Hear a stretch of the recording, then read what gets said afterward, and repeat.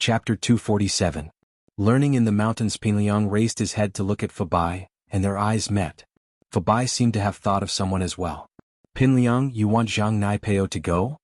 Yeah, that's what I'm thinking. I've decided to go talk to him. Pinliang didn't hide it.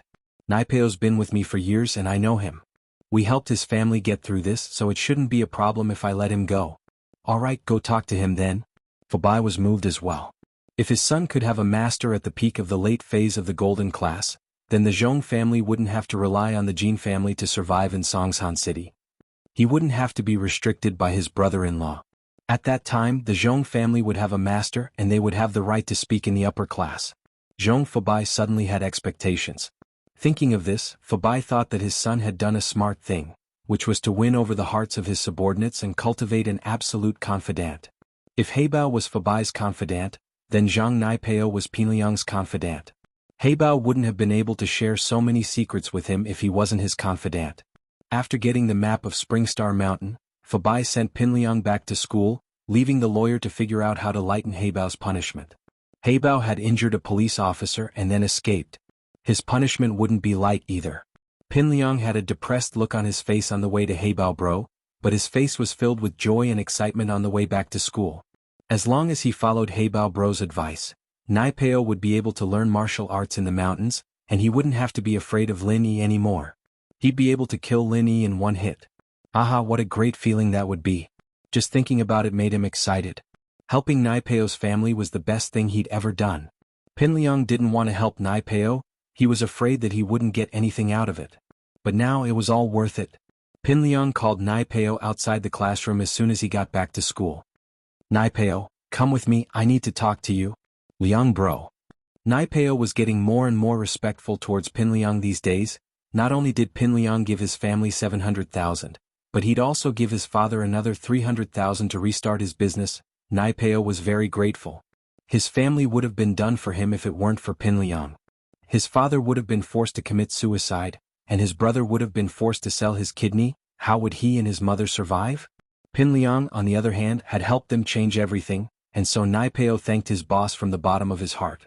He felt like he hadn't followed Pinliang for nothing. He quickly followed Pinliang out of the classroom. Liang bro, what's up? Pow, Naipeo, Pinliang said. Pow pow. Pinliang, Naipeo, Pinliang, Liang. Pof of pow pow with, Pinliang said. Pow Pinliang, the first class the afternoon at. Of Pinliang, go of the yun of lin of in pin. Pento the school ching. Pinliang frowned when he saw that someone was there, but Naipeo understood immediately. Clear the place, clear the place. Everyone get out, Liang bro needs to use the washroom. These people were gangsters in the school, but they were a far cry from the big four. Pinliang might have been beaten up a couple of times by Lin Yi, and wasn't as popular as he used to be, but these gangsters still didn't dare mess with him. They all smiled and backed out of the washroom when they saw Pinliang. Liang bro, is there something you need to talk to me about? Naipeo wasn't an idiot. Pinliang wouldn't ask him to go to the washroom with him for no reason. Pow, you've been with me for a long time, there's something I need your opinion on. Pinliang said after some hesitation. What's the matter, Liang bro? Just say it, why do you need my opinion? Your opinion is my opinion. Naipeo said straightforwardly. Alright. Pinliang nodded as he took out a pack of cigarettes, giving one to Naipeo before putting one in his mouth. I didn't make you my brother for nothing, but I still need to talk to you about this. It's a big deal after all. Go ahead, Liang bro. Naipeo took out his lighter and lit up the cigarette for Pinliang before lighting his own. Pow, here's a chance for you to become a Wulin master. Are you willing? Pinliang said in a low voice. Become a Wulin master? Naipeo blinked. You're not joking, are you, Liang bro? Do I look like I'm joking? Pinliang said. Pow, you know Heibao bro, right? You saw the news about him escaping from the police, right? His strength increased all of a sudden, and he was able to escape even when surrounded by the police. Do you know why? Could it be that Heibao bro is a Wulin master?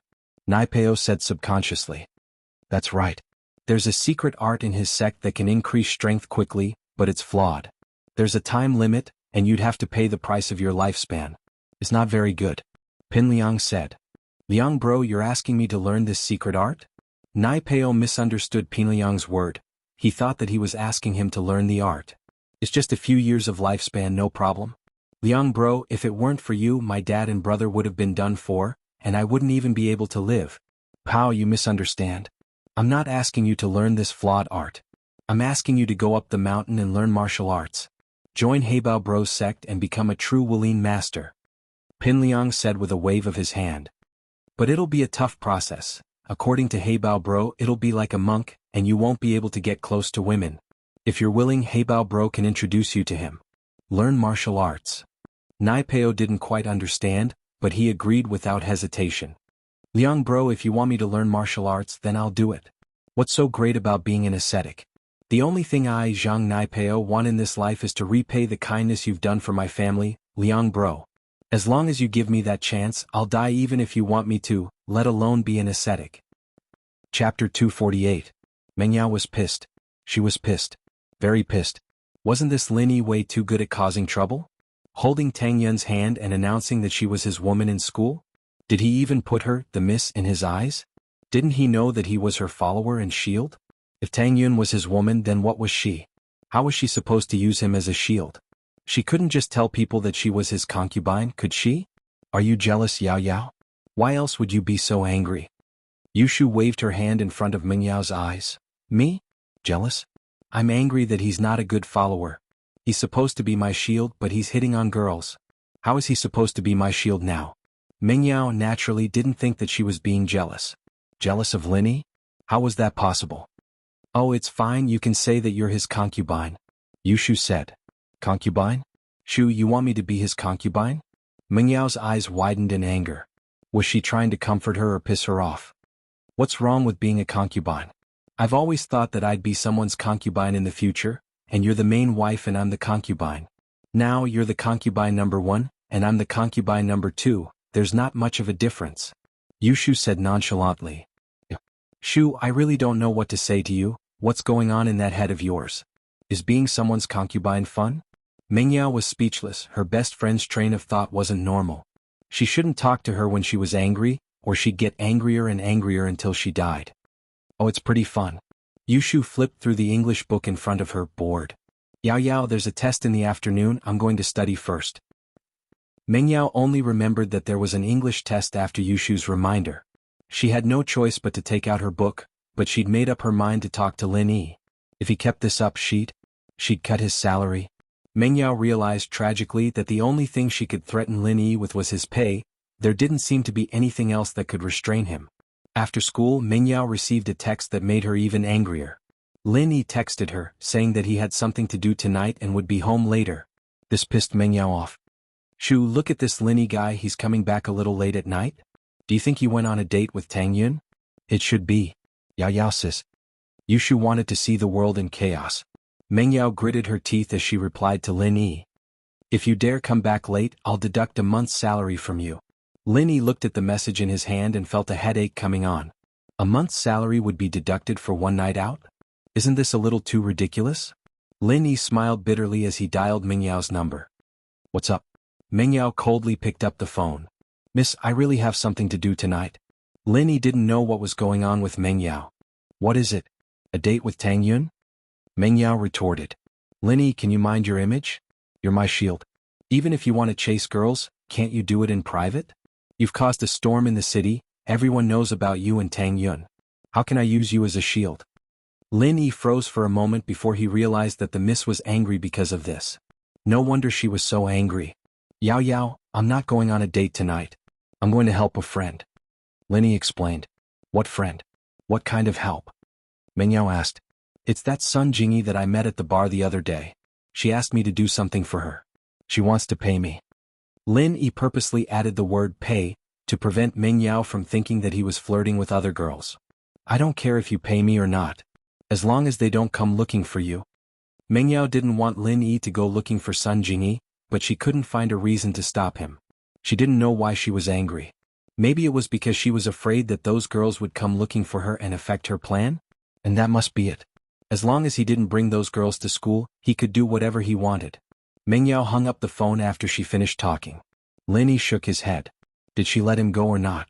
Was his salary still going to be deducted? Lin Yi went to the food street behind the school and bumped into Tang Yun. Tang Yun was helping her mother after school. There was Kang Xiaobo and Lu Xinwen at the hospital. Tang Yun didn't need her help. Tang Yun jumped when she saw Lin Yi following her. She was embarrassed and didn't know what to do. However, there was a hint of joy in her heart. What happened today had spread throughout the school.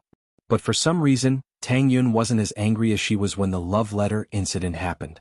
Last time was a rumor, but this time it was a fact. Tang Yun thought that it was probably like that. But was it really like that? Tang Yun shook her head. In her heart, she didn't reject Lin Yi anymore. On the contrary, when she was with him, she felt an inexplicable excitement and throbbing. Was she really in love at such a young age? Ew. What are you doing here? Tang Yun lowered her head. She didn't dare to look at Lin Yi. I'm waiting for a friend. She needs my help. Lin Yi paused. So I came to see you on the way. Tang Yun was a bit disappointed when she heard the first half of Lin Yi's sentence. So he didn't come to see her. But when she heard the second half, it was as if she had eaten honey. It was a sweet feeling. Oh? Tang Yun blushed. She felt complicated. Did she fall for him just like that? Don't. Your family's business is pretty busy. If you can't do it, you should hire a helper, Lin Yi said as he looked at Mrs. Tang's barbecue stand. It was already surrounded by students. Yeah. Mom said that if we keep this busy we'll hire someone, Tang Yun said. Tang Yun was grateful to Lin Yi. If it wasn't for him, her family's business wouldn't be this popular. But thinking about their relationship, was this a way to repay him? Tang Yun didn't dare think about it anymore. Her heart was getting more and more confused. I'll go help my mom first. With that, Tang Yun turned around and left, ignoring Lin Yi. Looking at Tang Yun's back, Lin Yi fell into a daze for a moment. This kind of life was great. But as soon as he closed his eyes, that pair of resentful eyes pierced into Lin Yi's heart again. Chapter 249. Is there something wrong with your brain? Lin Yi had been waiting for 10 minutes when Sun Jingyi arrived. I thought you weren't coming, so I was getting ready to go home. Lin Yi lazily opened the car door and got in. There was a traffic jam on the way and it's rush hour. Sun Jingyi said apologetically. Little hubby, let's go get something to eat first? Who's your hubby? Lin Yi frowned. Is there something wrong with your brain? Don't call me that, did I agree to it? Why was this girl so clingy? It was fine if Meng Yao heard it, she'd just throw a tantrum, but if Tang Yun heard it, she'd think that something was wrong with him. The worst part was that he could do something with Sun Jingyi, since Lin Yi wasn't someone who was afraid of trouble. The problem was that there was nothing going on between him and Sun Jingyi. Wouldn't it be unfair if he were to carry the title of Sun Jingyi's hubby? He'd have to help her solve the problem for free. I'm your lover now, why aren't you going to admit it? Sun Jingyi giggled. You said it yourself. A gentleman keeps his word. Lin Yi shut his mouth, he was the one who'd said it, and so he'd kept his promise to help Jingyi deal with the problem. Although, keeping his promise was one thing, it was normal for him to grumble a little. I'll admit it, but don't call me hubby from now on, it makes me nervous. Nothing good will come out of it. Lin Yi shrugged. Sure, I'll call you that when something good happens. Sun Jingyi said, taking advantage of the situation. Whatever. Lin Yi didn't want to say anything, to be honest, Sun Jingyi was really pretty. If it weren't so troublesome, Lin Yi would have been willing to flirt with her, but she was a pain in the ass. Let's skip the meal. Where are we going to steal the information? Let's get this over with. Going now might be a little troublesome. Jingyi looked at the time on the dashboard. According to the people I sent to keep an eye on them, Tong Tian from the Tong Tian Trading Company brought his mistress back to his place. They're probably in the middle of it right now, so it's not a good idea for you to make a move. I'd like to wait until they're asleep before you make your move. It's nothing. Lin Yi said indifferently, I'm stealing, not you. Hurry up, I have something to do tonight. All right. Since Lin Yi had said so, Sun Jingyi didn't say anything else. She drove to Zhang Tongtian's residence. It had to be said that the name Zhang Tongtian was very impressive. It was as if his hands and eyes were everywhere. Zhang Tongtian lived in a high-end villa district. Every house had its own independent villa. It could be seen that Zhang Tongtian's company was indeed very profitable. People who did business usually had some connections. If they didn't, they wouldn't be able to do it. When Sun Jingyi drove into the community, the security guard let her go without much questioning. She was driving a red Audi A4L. Although it wasn't a particularly luxurious car, it was a favorite of many girls, and there were many of them in the community. She stopped near a 3-story villa. Sun Jingyi pointed to the villa and said, It's there. The video is saved in a silver DV. Look for it. It should be in his handbag. He is also very careful about this kind of thing. He won't let others keep it. Lin Yi nodded and got out of the car. Wait for me here. How do you get in? Sun Jingyi was about to ask Lin Yi how to get inside the wall of the villa, but she saw that Lin Yi had already climbed over the wall and entered the villa. Could it be that he was really a great thief?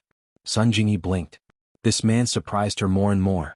Not only was he good at martial arts, but he was also very agile. Why would such a person come to Songshan?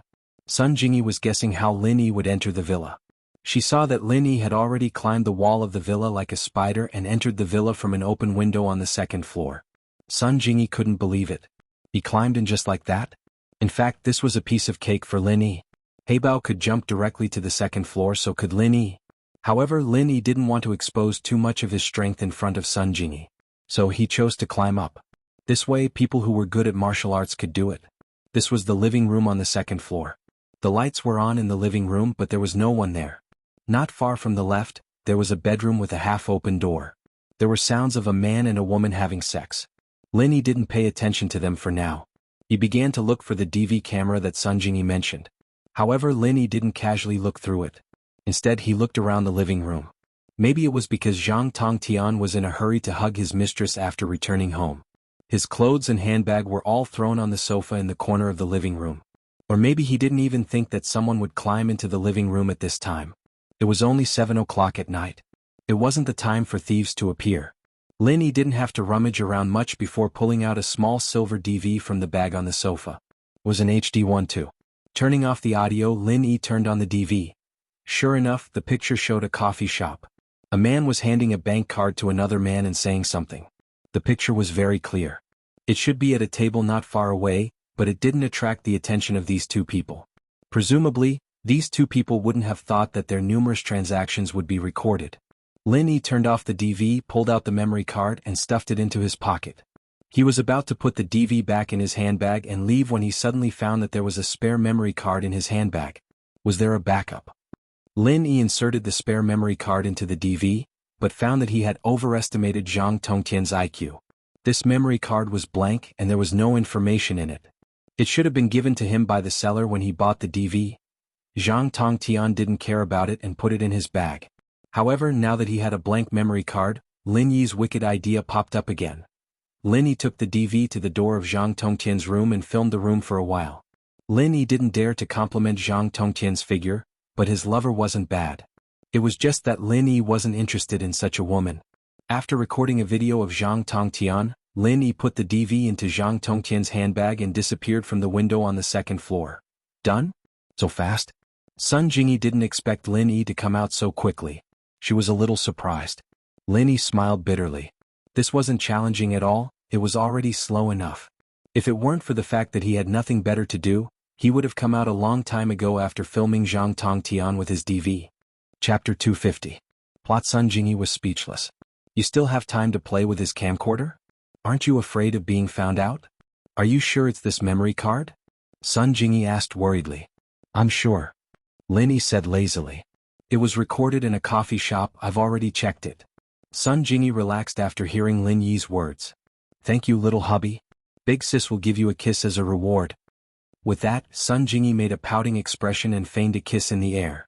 Smack. Sun Jingyi was taken aback. She'd clearly feigned a kiss in the air, so how did she end up kissing something? She didn't know when Lin Yi had moved his face closer. You. Sun Jingyi cursed at Lin Yi's shamelessness inwardly. She'd only feigned a kiss, and he'd taken the initiative to move closer. What about me? Lin Yi touched the spot on his face where Sun Jingyi had kissed him, a wicked smile on his face. Don't think that I'm harmless in the future.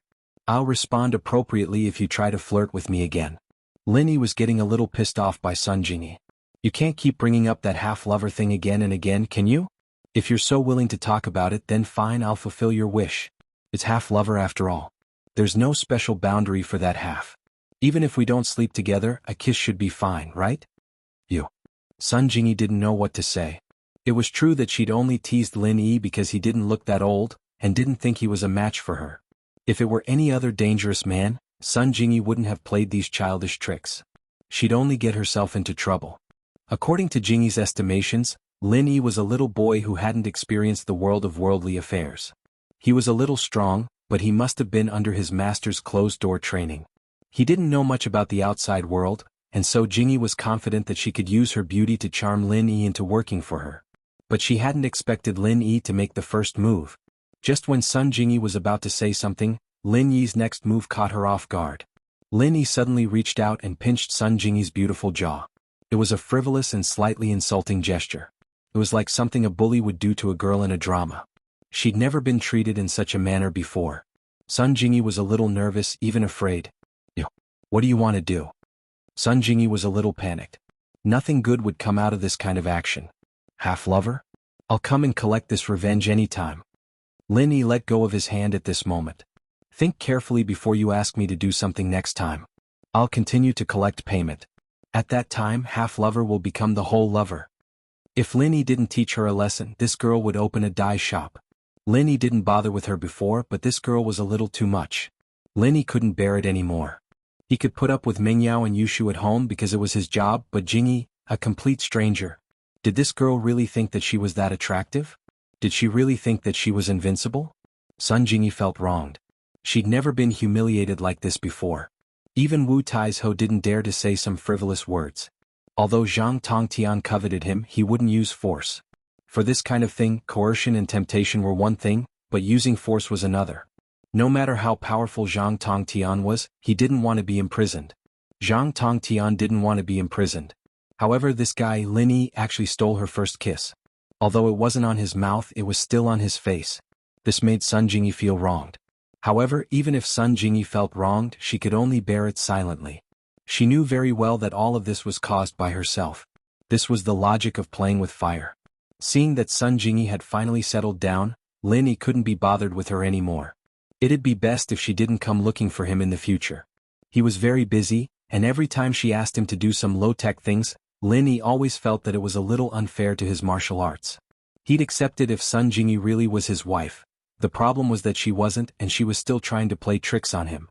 Lin Yi decided to help her this time out of respect for their acquaintance, but the next time would depend on her sincerity. Naturally, Lin Yi wouldn't let Sun Jingyi send him to the villa area. Instead, he sent him to a bus stop near the villa area.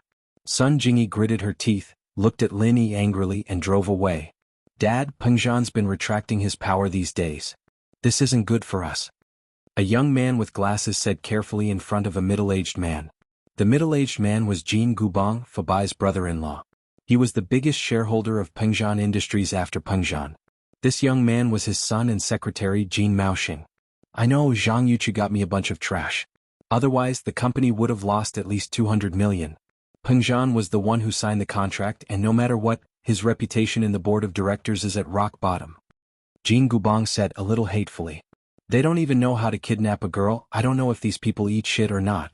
They can't even handle a small bodyguard. Yeah, but that Lin Yi bastard's really despicable too. I'd bribed the electrician from the company to create an accident for Pengzhan in the parking lot so he'd end up in the hospital for a while, but that Lin Yi ruined it all. Maoxing said hatefully. You're still talking about it? Who told you to act so recklessly? If something happens to Pengzhan in the company, the police's first suspect would be an insider. Gubang glared at his son. Do you have a brain? How could you do something so reckless? Dad, that electrician's gone forever. Maoxing explained carefully. I'm not saying you're wrong, but don't do it in the company next time. Gubang humphed coldly. By the way, did that cousin of yours get Mengyao or not? I don't think so. Maoxing said. Dad, I don't think Uncle has any good intentions. If Pinliang really is with Mengyao, we'll be able to control Pengzhan Industries in a roundabout way, but wouldn't Uncle's family be taking advantage of that too? He's an outsider after all. There's no guarantee he won't betray us in the future. Chapter 251. Something happens to her. Looks like we need to hurry up. Give Zhang Yuzhou a call and tell him to do whatever it takes to cause some trouble. It'd be best if something happens to that Mengyao girl, so that Pengzhan won't be able to focus on the company. Give me some time, and I'm confident that I'll be able to take control of the company and get the other shareholders to support me. Gubang said after some thought. He'd made up his mind this time. Pengzhan was starting to get suspicious, and was starting to put his guard up against him. The company's power was shrinking as well, and it wouldn't be good for Gubang if this continued. Alright, Dad. I'll contact Zhang Yuzhou right away and have him do something. Maoxing nodded. Be careful of that Lin Yi, that kid's ruined our plans twice already. Gubang reminded. We need to think of a way to get the best of both worlds this time.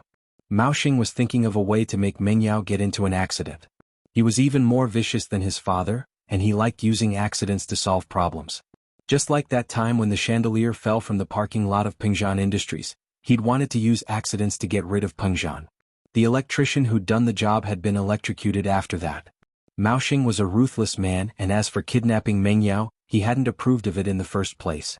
As far as he was concerned, killing Meng Yao would throw Pengjian into chaos, and he wouldn't be able to focus on managing the company at all. House Jin would be able to take over the chairman's position in one fell swoop. He walked out of his father's room and called Zhang Yuzhou's number. This Zhang Yuzhou was Zihua's underling, and Mao Xing wanted to talk to Zihua directly, but he knew that he didn't have the right to do so. House Jin wasn't enough to enter the eyes of the person behind Zihua. Everything he was doing now was just to pave the way for Master Bing's company to expand in Songshan after House Jin took control of Pengjian Industries. Otherwise, that person wouldn't even care about their own power struggles. The price House Jin had to pay for taking control of the company was to give their real estate business to Master Bing, the bastard son of that person. Pengjian Industries was involved in trade, real estate, department stores, hotels, entertainment, and clothing manufacturing. Although it would be a loss to cede the real estate business, it was nothing compared to becoming the real boss of Pengjian Industries. He was the son of a shareholder of Pengjian Industries, and yet he was nothing in that person's eyes. Mao Xing felt a wave of sadness wash over him. Was that house really that strong? Young Master Jin, what's the matter? Yuchu was quite pissed at the Jin father-son duo. Their last mission had failed entirely because Gubang hadn't investigated the people around Meng Yao, resulting in such a huge loss. And now they were saying that their men weren't good enough. This pissed Yuchu off. He was Zihua Bro's man after all, and he wasn't someone Gubang could scold as he pleased. Mao Xing was getting a little pissed off at Yuchu's voice. It wasn't like they weren't paying a price for it, they'd even given away the company's real estate business. That was a branch company worth 300 to 400 million. If he wanted to set up a new branch company, the price he had to pay was not small. How could the price of transferring the entire branch company be small? Mr. Zhang, I hope that you can understand that we are in a cooperative relationship, not a subordinate relationship. If this is done well, Master Bing will get what he wants and so will I. Mao Xing wasn't a pushover after all. He was a lot tougher than his father, and he'd been the one who'd instigated this whole usurpation. But if it fails, I won't lose anything but we'll keep it the way it is now. House Jin is still a shareholder of Pengjian Industries, but will Master Bing let you go? Yuchu's heart skipped a beat. Why hadn't he thought of this before? He'd been a little annoyed at House Jin for blaming him for everything, but now that he thought about it, he was doing something for Master Bing. Would Master Bing mistreat him if he did well? But on the other hand, would Master Bing let him go if he didn't? Yuchu broke out in a cold sweat at the thought. Jin bro, look at what you're saying, we're brothers, we're doing this for the common good. Don't worry, I'll do my best. Mao Xing smiled coldly inwardly. You're just dragging this out if I don't scare you. You're not even doing your best. He said with a smile. Yuchu bro, what are you talking about? That old fox Pengjian's starting to get suspicious after what happened last time, and he's been shrinking the company's power. My father's in a very passive position. Then, what should we do now? Yuchu thought. I can't interfere with your company's business, so why are you telling me this? If something happens to Pengjian's daughter, he probably won't be in the mood to manage the company anymore, will he? Mao Xing said faintly. Man, the sky's the limit. Isn't that right, Yuchu bro? Yuchu paused, knowing that Mao Xing was going to play hard. He was a desperado after all. How many of Zihua bro's underlings weren't? Don't worry, Jin bro. I know what to do, it won't be long before the bad news gets out. Yuchu said straightforwardly. Killing someone by accident was actually a lot easier than kidnapping. That's it then. I'll wait for the news. Mao Xing said as he hung up. Yuchu wouldn't know what was going on if he didn't give him a heads up. Of course, Yuchu wasn't going to act rashly after agreeing to Mao Xing's request. He had to ask Zihua first. Zihua bro, it's Lil Yuchu. Yuchu said as he dialed up Zihua's number. Lil Yuchu, why were you calling at this hour? Don't you know I'm sleeping? Zihua slept during the day and worked at night. This was something all his lackeys knew. He only turned his phone on during the day because he didn't want his boss to come looking for him. Zihua bro, Jin Mao Xing's calling, he wants me to kill that Meng Yao girl? Yuchu said, relaying Mao Xing's message to Zihua. Oh, I'll leave that to you. Don't get into a head-on confrontation, there's a master around that girl. Just cause an accident. Zihua said offhandedly, after all, a human life was nothing to him. Also, Master Bing's almost here, we need to hurry up. Pengzhan Industries Real Estate Company is our gift to Master Bing. Yes, Zihua bro. I'll do it then. With Zihua's confirmation, Yuchu didn't have to worry about anything anymore. As far as Yuchu was concerned, that Lin Yi by Mingyao's side didn't matter how strong he was. As long as they didn't get into a head-on confrontation, Mingyao could be killed with some dirty tricks. Chapter 252. Falling down, Lin Yi went back to the villa to find Mingyao and Yushu sitting in the living room, not watching TV. It was the same as the day they'd taught him a lesson. Shield bro, Yao Yao's getting jealous. Be careful. Yushu was sitting on the sofa eating an orange. She called out to him as he walked in. Shu. Mingyao glared at Yushu. What are you talking about? What do you mean I'm jealous? Oh, Yao Yao's angry. She'll bro, good luck then. I'll stop talking. Yushu shut her mouth as if she hadn't said anything. Shu Yu. Mingyao had wanted to teach Lin Yi a lesson at first, but Yushu's interruption made her lose the mood. She glared at Yushu. Shu, did you fall in love with Lin Yi after confessing your feelings to him? Why else would you cover for him? Oh, Yao Yao, do you want me to fall in love with him? Yushu said nonchalantly as she ate a piece of orange. You and I are going to marry the same man anyway. Mingyao really wanted to stand up and kick Yushu into space. She was getting further and further away from the topic. She looked at Lin Yi's nonchalant face and Mingyao's interest waned. He could do whatever he wanted, what did it have to do with her? He could flirt with girls or fool around as long as he didn't interfere with her business and Pinliang didn't harass her, he'd done his job. Mingyao waved her hand, annoyed. Lin Yi, just pay attention to your image in school. I don't care what happens between you and Tang Yun, just don't let Pinliang harass me. Oh, don't worry about that. That guy can't even take care of himself. He won't harass you. Lin Yi nodded. Alright, it's fine. But you have to tell me before you go out next time. Otherwise, I won't be able to find you if I need you. Mingyao didn't know what was wrong with her. Did she care that Lin Yi was with another girl, or did she care that he wasn't professional enough to be her follower? Okay. Lin Yi nodded without thinking. The relationship between Lin Yi and Mingyao was much more harmonious now, and Lin Yi cherished this mission. He didn't know what it was, but since this mission was enough to feed him for the rest of his life, and his old man allowed him to settle down in Songshan, no matter what, Lin Yi would do his best to complete this mission. I'll leave you to your work then. Shu and I are going to watch the concert. There's food in the kitchen, we've already eaten. You can eat if you want. Mingyao waved at Lin Yi, signaling him to leave. Yao Yao sis, didn't you say you were angry and wanted to go bungee jumping this weekend? Why'd you stop talking about pushing Shield bro down the valley? Yushu interjected. Mingyao was just saying it out of anger. There was no way she'd push Lin Yi down the valley, that'd be murder, wouldn't it? She glared at Yushu. What's in that head of yours? I was just saying it out of anger, how could you take it seriously? I want to go bungee jumping too. Maybe we won't push Shield bro down the valley, we'll just go bungee jumping? Yushu looked at Mingyao. Oh. Lin Yi shook his head. Yushu was a top-class clown after all. With her around, the war in this house would never happen. However, Lin Yi didn't expect Mingyao to be so angry that she wanted to push him down the valley. Mingyao was a little embarrassed by Yushu's words. She coughed. Lin Yi, don't listen to Shu, I didn't mean to push you. Oh, it's fine if you push me a little? Lin Yi thought to himself. The Mrs. Pushing wasn't bad either? What did you say? Mingyao didn't hear it clearly. Nothing. Lin Yi didn't dare repeat himself. Yao Yao, Shield bro said that he wants you to push him down. Yushu heard it clearly, but her words were always powerful. Wah? Mingyao blinked, blushing as she understood what Yushu meant by push him down. It wasn't like she didn't interact with the outside world, and even a young girl would know what that word meant. What did you say, Lin Yi? I only said it's fine if I push him a little. Lin Yi sweated, that was what he meant, but he didn't say it like that. With my skills, I won't die even if I push him down? Mingyao frowned as she thought about what Lin Yi said.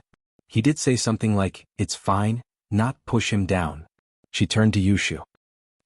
Oh. Yushu got up from the sofa, wanting to run away, but her legs were numb from standing cross-legged the whole time. She lost her balance and fell off the sofa. Shu? Lin. Mingyao was startled. She couldn't care less about scolding Yushu anymore. She wanted to pull her up, but she was too slow. Yushu fell to the ground. Mingyao subconsciously wanted Lin Yi to save her. Oh. Lin Yi reached out and caught Yushu. Shu, don't say that word. There's a man here. Mingyao glared at Yushu. If I don't let him go, am I supposed to let him keep touching you? But, Yushu said. She couldn't just throw her to the ground. But what? You got touched by that Linny bastard, why aren't you going after him? Why are you talking about me? Meng Yao looked at Yushu. Chapter 253. Could it be that the fake had become real? Oh, Yao Yao, you're saying that you want him to take responsibility for me? Yushu blinked, confused. Meng Yao didn't know what to say. Aren't you going to get your brother to beat him up? Oh, Shield Bro already touched me once when he pulled me out from the railing. Yushu said after some thought. Yao Yao, maybe we should put this on the back burner for now? We won't bother him if he's obedient in the future? Yeah, that's a good idea. Meng Yao naturally agreed. It was Shu who was touched, not her. If Shu didn't mind, what did she have to mind? I saved you twice. Lin Yi wasn't too happy about it, he'd saved Yushu twice already, and this girl still wanted to bother him? Oh, forget it then. We'll call it even then. But Shield Bro, why don't you come bungee jumping with us this weekend? I haven't done it before, you can come with us. Yushu didn't mind at all, she had a handle on Lin Yi, so it didn't really matter anymore. No problem. Lin Yi wanted to reject her at first, but he'd touched Yushu anymore, he'd flirted with the Miss Best Friend right in front of her. He'd be lucky if Meng Yao didn't come after him. Bungee jumping was nothing to him. Meng Yao didn't know what Yushu was thinking, she waited until Lin Yi went to eat before whispering to her. Shu, do you really like Lin Yi now? No. Yushu mumbled as she chewed on her orange. No. You let him touch you? Meng Yao frowned as she sighed inwardly. Her best friend was most likely under Lin Yi's spell, otherwise why wouldn't she react to his touch? He didn't do it on purpose. Yushu found it strange as well, she didn't seem to dislike Shield Bro at all. She didn't want to beat him up to vent her anger after being touched. Instead, she was more interested in studying bungee jumping as if being touched wasn't that important. Meng Yao didn't know what to say, this bestie of hers? Could it be that she'd fallen for Lin Yi after confessing to Lin Yi once? Did the two of them turn their act into reality? Just like before, Zhang Tongtian crossed his legs and dialed Sun Jingyi's number as if victory was already in his grasp. Hello. Is it Miss Sun? From Zhang Tongtian's point of view, Sun Jingyi was the meat in his mouth. Unless Sun Jingyi didn't want to continue doing business in Songshan, her reputation would definitely be ruined this time. With Zhang Tongtian's connections in Songshan, he was familiar with many reporters. As long as this video was leaked, Sun Jingyi's company would be done for. Not only would they face punishment from the relevant departments, but most importantly, no one would do business with their company in the future. Who would want to do business with an unsafe company like this? Purchasing managers in those companies were all lucrative jobs. Everyone knew what was going on.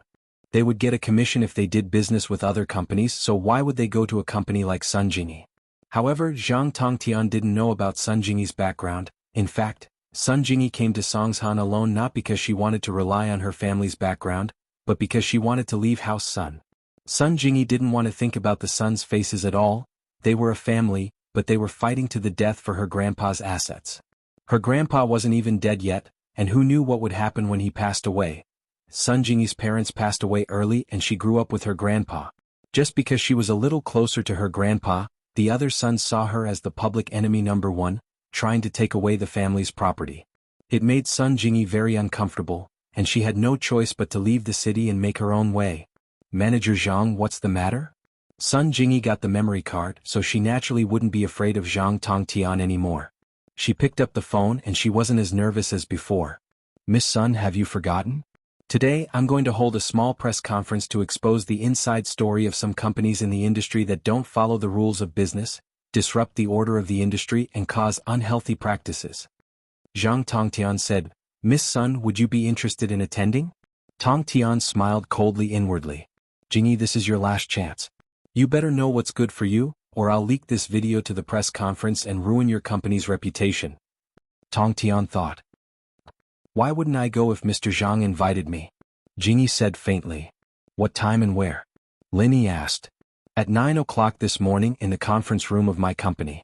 I think it's better for Miss Sun to come earlier and discuss the contents of the press conference with me. Zhang Tongtian hinted. I'm sorry, I'm afraid I have something to do here. I can't go in advance. It's good enough that I'm on time. Sun Jingyi was puzzled. Didn't Zhang Tongtian find that the memory card had been lost? Why did he still look like he had one? Did he have a backup? No, Sun Jingyi heard that Zhang Tongtian was a computer illiterate, so she dared to let Lin Yi take the risk to steal the memory card. because Zhang Tongtian didn't know how to use a computer or a camera at all. This video was recorded by a private detective. After watching it, he had put it in his handbag. Sun Jingyi's guess was right. To be on the safe side, Zhang Tongtian took a look at the video recorder this morning. When he found that the memory card was still on it, he was relieved. He didn't know how to play with such a sophisticated thing, so he didn't open it to see what was going on. Zhang Tongtian was a vulgar person, and he was only good at interpersonal relationships. So although the company sold computers, he couldn't even find the power button of the computer. Well, I hope Miss Sun won't regret it. Zhang Tongtian snorted coldly and hung up the phone. He thought to himself, bitch, don't be so shameless. I'll make you cry later.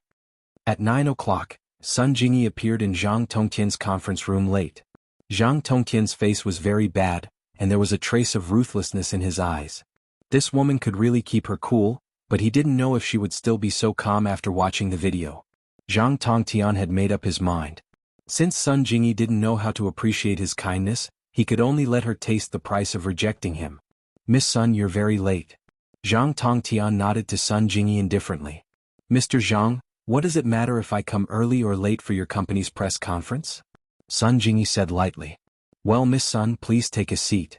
Zhang Tongtian sneered and sat on the rostrum of the conference room. Chapter 254. Who will be ruined? Chapter 254. Who will be ruined? But since Sun Jingyi hadn't gone back on her words, Zhang Tongtian didn't mind ruining her reputation. Zhang Tongtian cleared his throat and said, Ladies and gentlemen, welcome to my small press conference. Everyone here is either a journalist friend or a friend of the same profession. Let's skip the pleasantries and get straight to the point. Director Zhang, we're all ready. A reporter who knew the news pointed the camera at the big screen in the conference room. All right, I'll say it then. Zhang Tongtian nodded. Today I'm going to expose a scum in the industry. This person has ruined the morals of our industry and is leading the way in the wrong direction. What do you think we should do with someone like this? Get rid of the black sheep. How can someone like this be a traitor? One of the industry insiders stood up and said, Yes, Director Zhang, hurry up and expose it. We're all waiting. We want to see who this person is. How can someone who's worse than pigs and dogs be a traitor? Another person stood up and raised his arms. Actually, there were only a few people who spoke. They'd all gotten a hint from Zhang Tongtian. Most of them were just here to watch the show and wouldn't get involved. All right, Secretary Li, go and play this video. Zhang Tongtian handed the video recorder to his secretary. This was the first time he'd given the camera to his secretary. Before this, he wouldn't let anyone touch it. Firstly, Zhang Tongtian was afraid that the video would be leaked out too early. If that happened, it would lose its effect as a threat to Sun Jingyi. If it was leaked out, Sun Jingyi wouldn't agree to his request. Secondly, he didn't trust the people around him. He was afraid that Sun Jingyi would bribe the people around her to delete the video. If that happened, he'd have hired a private detective to record the video for nothing. That was why Zhang Tongtian took out the camera now. Everyone please watch the video. Zhang Tongtian waited for Secretary Li to connect the camera to the big TV in the conference room, then gestured for everyone to watch. Suddenly, the sound of a man and a woman moaning came from the TV. Many TVs played the sound first before the image, and the image was always a second later than the sound. Therefore, everyone was very curious. What kind of video was this? Zhang Tongtian was also very puzzled. When he watched this video, there didn't seem to be such a sound. While everyone was wondering, two naked figures appeared on the TV screen. The man was fat and the woman was voluptuous. However, why did the man look so familiar? Everyone's eyes fell on Zhang Tongtian, because the male lead of the video was Zhang Tongtian himself. Sun Jingyi secretly spat and lowered her head. She was a little afraid to look at the picture on the TV, but she was very happy in her heart. The date of the video on the TV was last night, just when Lin Yi went to steal the memory card. Lin Yi said that he played with the camera for a while, so this must have been recorded by Lin Yi. Although she was a little annoyed with Lin Yi's sudden overbearingness yesterday, Sun Jingyi was undoubtedly very refreshed today. He fiercely vented the resentment in his chest. Zhang Tongtian had lost a lot of face today. He was stunned for a while like everyone else and then his face turned red. Secretary Li? What is this? What a mess. What did you put there? Mr. Zhang, this is the camera you gave me. I connected it directly to the TV. Secretary Li looked innocent. Haha. There was a burst of snickering in the conference room. Those reporters who had a relationship with Zhang Tongtian were confused, but those who had no relationship with him were excited. This was a big tidbit of news. Turn it off. Turn it off. Zhang Tongtian shouted at Secretary Li angrily. Although Secretary Li felt wronged, he had to quickly turn off the camera and TV. What's going on? What's going on? How did it become like this? Zhang Tongtian's face was gloomy and unhappy. Mr. Zhang, is this your so-called black sheep? Sun Jingyi sneered and stood up. You asked us to come here just to watch you perform? With all due respect, I'm sorry, but I have no interest in your indecent video.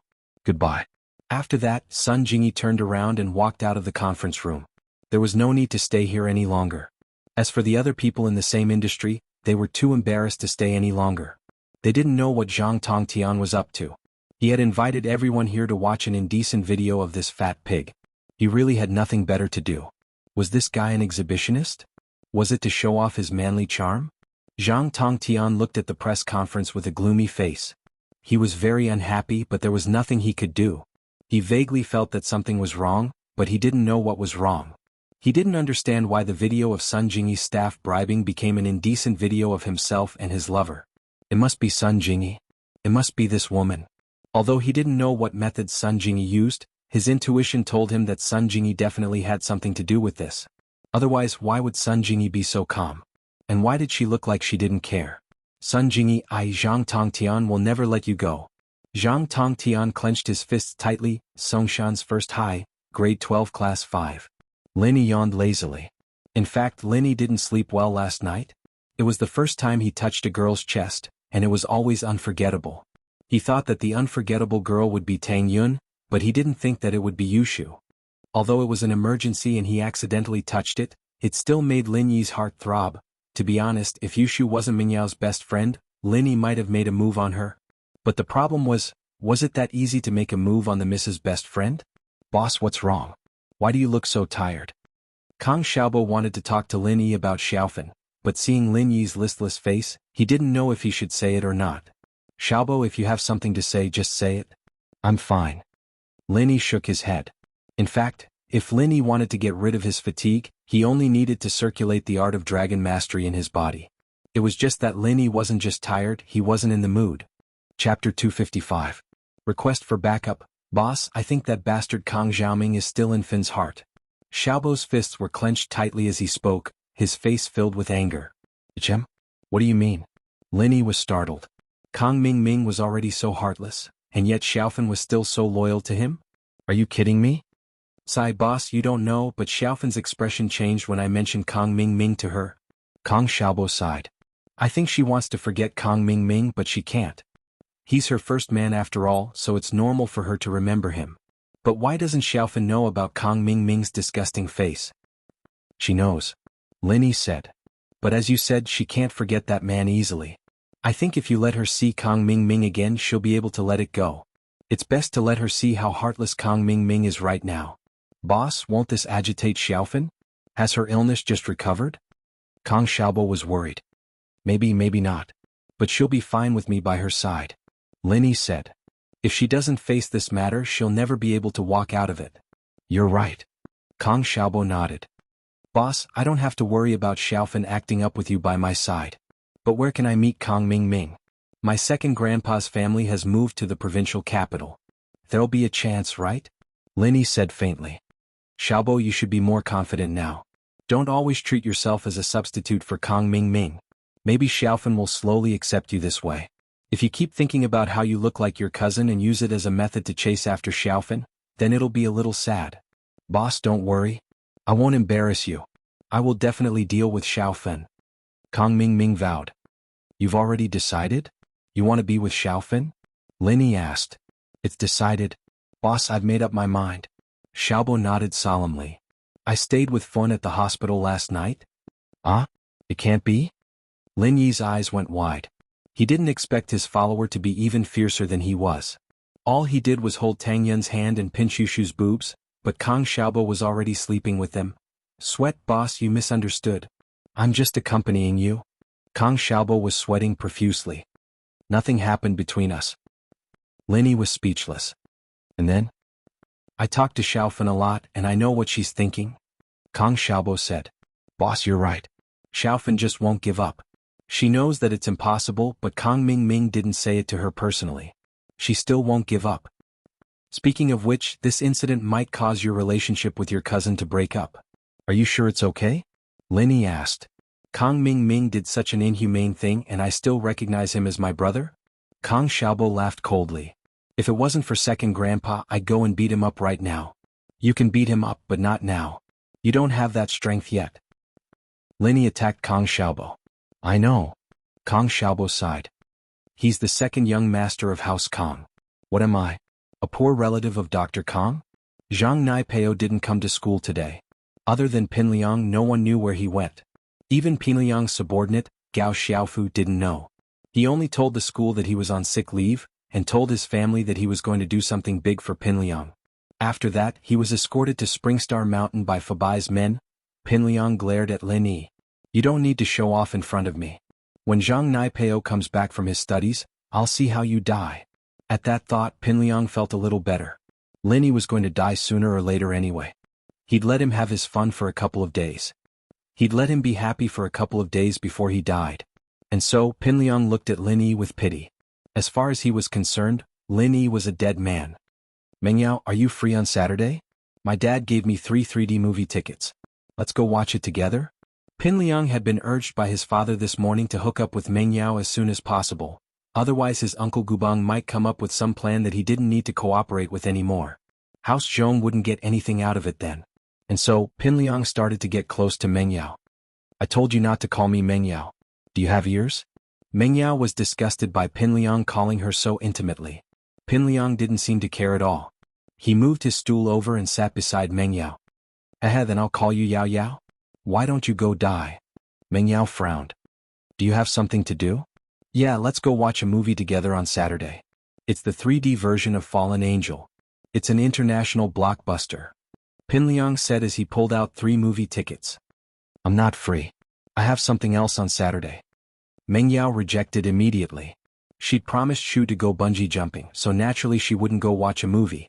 Even if she didn't go bungee jumping, she wouldn't go watch a movie with Pinliang. The guy was even more annoying than Lin Yi. Chem? Mengyao paused at the thought. Didn't she think that Lin Yi was more annoying than Pinliang? Did she change the order already? Mengyao shook her head. She didn't know what was going on. Then we can go on Sunday? Pinliang said, not getting tired of it. Mengyao couldn't take it anymore. She nudged Yushu, signaling her to go to Lin Yi. Yushu smiled and sent a message to Lin Yi. Yao Yao sis is in trouble. I need help. Lin Yi didn't know whether to laugh or cry when he saw Yushu's message, but he stood up anyway. He'd promised Mengyao yesterday that he'd help her if Pinliang bothered her. Boss, where are you going? Kang Xiaobo was confused when he saw Lin Yi standing up.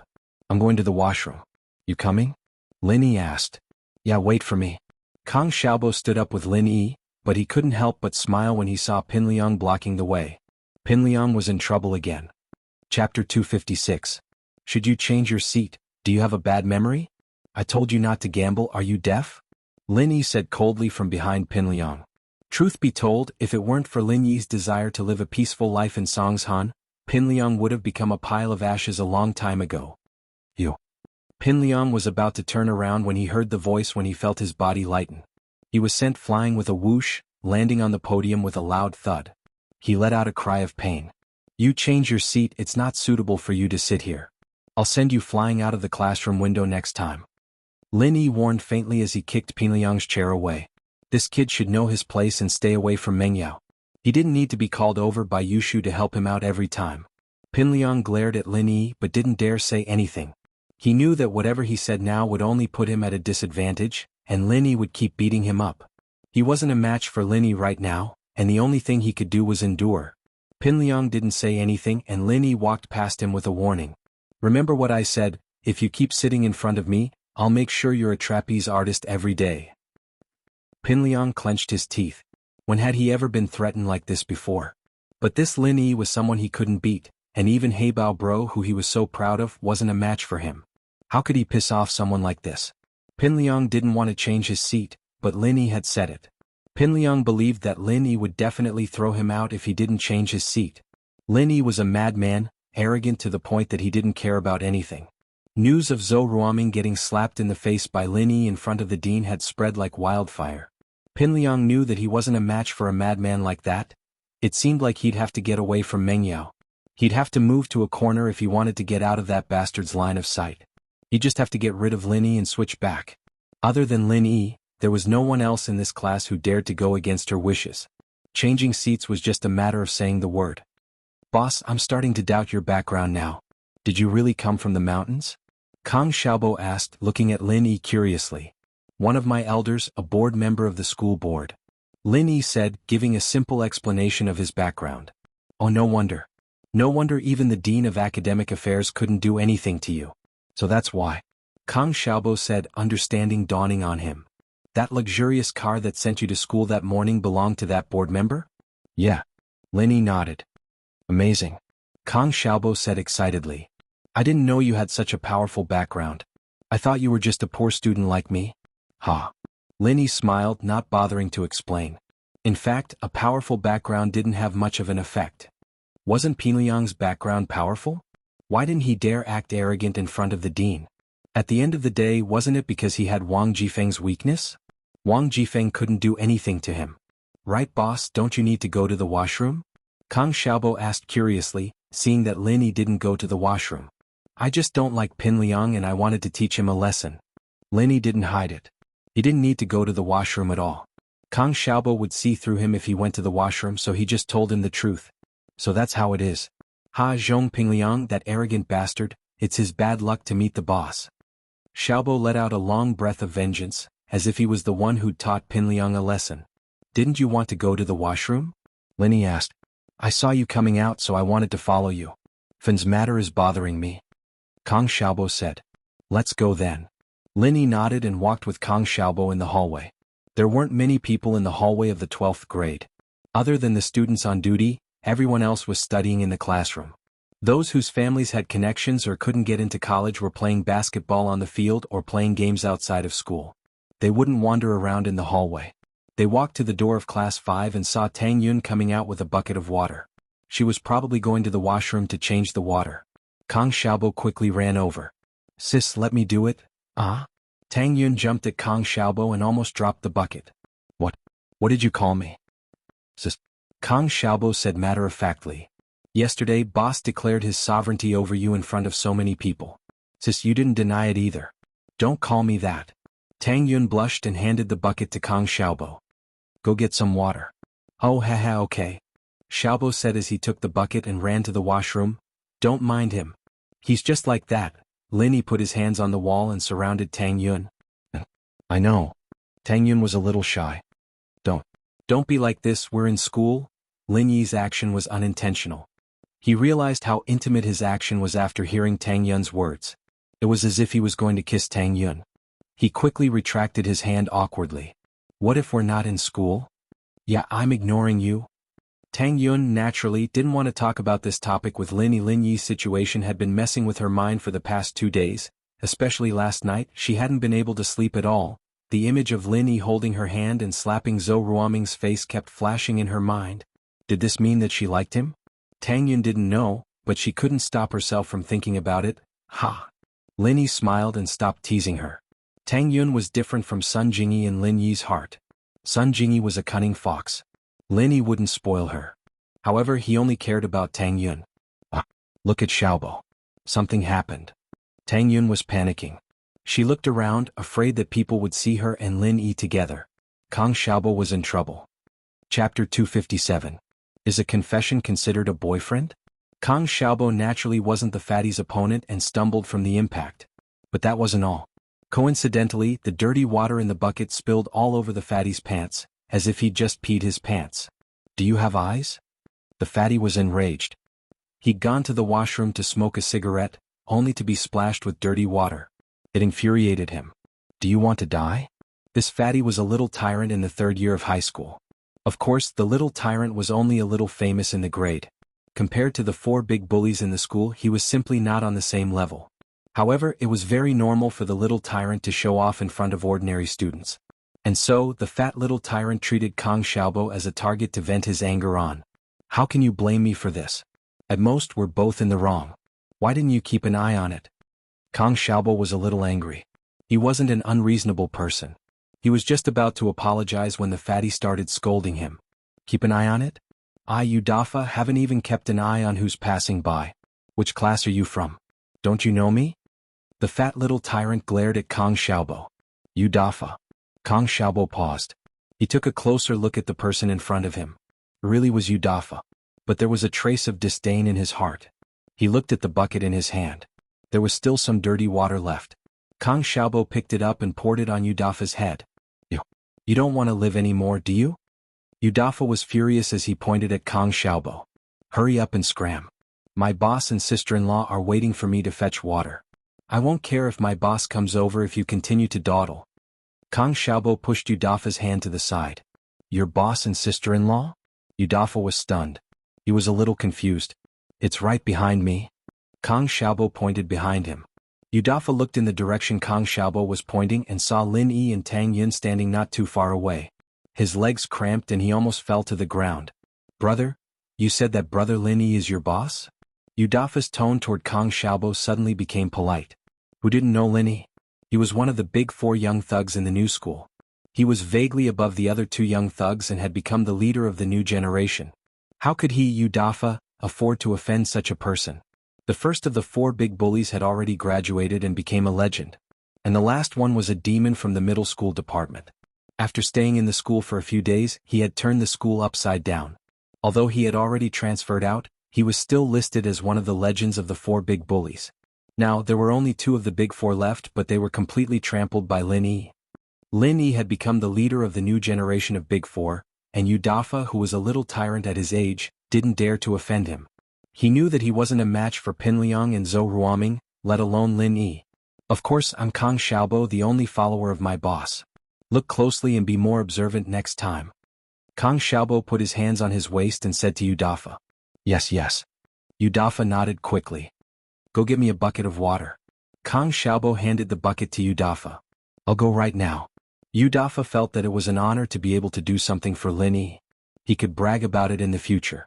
Lin Yi had asked him to do something before, so Lin Yi could be considered half his boss now. Yudafa brought the water back to Xiaobo, who was just about to take it when Yudafa spoke up. Bro, I can't let you do this, I'll bring it to the boss myself. Kang Xiaobo nodded and sighed. His status had risen along with Lin Yi. If it weren't for Lin Yi, would Yudafa give him so much face? In the past, it would be good enough if Yudafa didn't beat him up, let alone bring water. Yudafa brought the bucket to Lin Yi and Tang Yun. Boss, sis-in-law, the water is here. You are? Lin Yi looked at Yudafa suspiciously. He didn't know this person. Where did he come from? Boss, I'm Yudafa, the leader of the 12th grade. Of course, compared to Boss Lin Yi, I'm nothing. Yudafa introduced himself. Oh, Lin Yi nodded. Alright, I got it. You can go now. Thank you. You're welcome, boss. If you need anything, you can find me anytime. I'm in the 30th grade. Yudafa said respectfully. Tang Yun didn't think that the evil Yudafa would show his loyalty to Lin Yi. She was confused. The most embarrassing thing was that he called her sis-in-law. Tang Yun still remembered the love letter Yudafa wrote to her. It was so disgusting and explicit, but in the blink of an eye, it became subservient. All of this was because of Lin Yi, the boy who transferred here less than a month ago. I'm going back. I need to clean the windows. Tang Yun picked up the bucket on the ground and said to Lin Yi and Kang Xiaobo. Okay, go. Lin Yi nodded and went back to the classroom with Kang Xiaobo. Pinliang obediently moved to Gao Xiaofu's side. It was a corner of the classroom far away from Lin Yi. He was afraid that Lin Yi would turn him into a flying man. Yao sis, I think Shield Bro is too handsome. Yushu pulled Mingyao's arm. Look at Pinliang. He moved away after being scared by him. You don't have to worry about being harassed anymore. Yeah, he's so handsome. Let him touch your boobs. Mingyao pouted. Yao sis, are you jealous? Why don't you let him touch you next time? Yushu said with a smile. I'm not an idiot. Mingyao glared at Yushu. Is he my boyfriend? Why should I let him touch me? If you want to be touched, then go ahead. Oh, Shield Bro accepted my confession. He's my boyfriend now, right? Yushu mumbled to herself. It wasn't a loss for her to let him touch her boobs. Yes, that's it. Mingyao was going crazy from Yushu. Was there something wrong with her friend's head? Was there anyone like her? It was Saturday morning, and Lin Yi was woken up by Yushu's slap. Shield Bro, wake up. We're going to the theme park today. Theme park? It was only then that Lin Yi remembered that he'd promised the Miss and Shu to go bungee jumping. He got up in a daze, washed up, and put on a fresh set of clothes. He walked out of the room to find Meng Yao and Yushu ready. You drive Shu's beetle and follow us. Shu and I will sit in my car. Meng Yao ordered after looking at Lin Yi. Chapter 258. Suspicion of an insider. Lin Yi drove quietly behind Meng Yao's Audi S5, glancing at the rearview mirror from time to time. Following them again? Zihua's men? A cold smile formed on Lin Yi's lips. It was the same car that tailed him last time. Did they really think he wouldn't be able to detect them with this kind of tracking technology? Zihua was quite the daring one, wasn't he? 2 of his men died last time, so who was he going to send this time? As a result, Lin Yi didn't get out of the car to ask.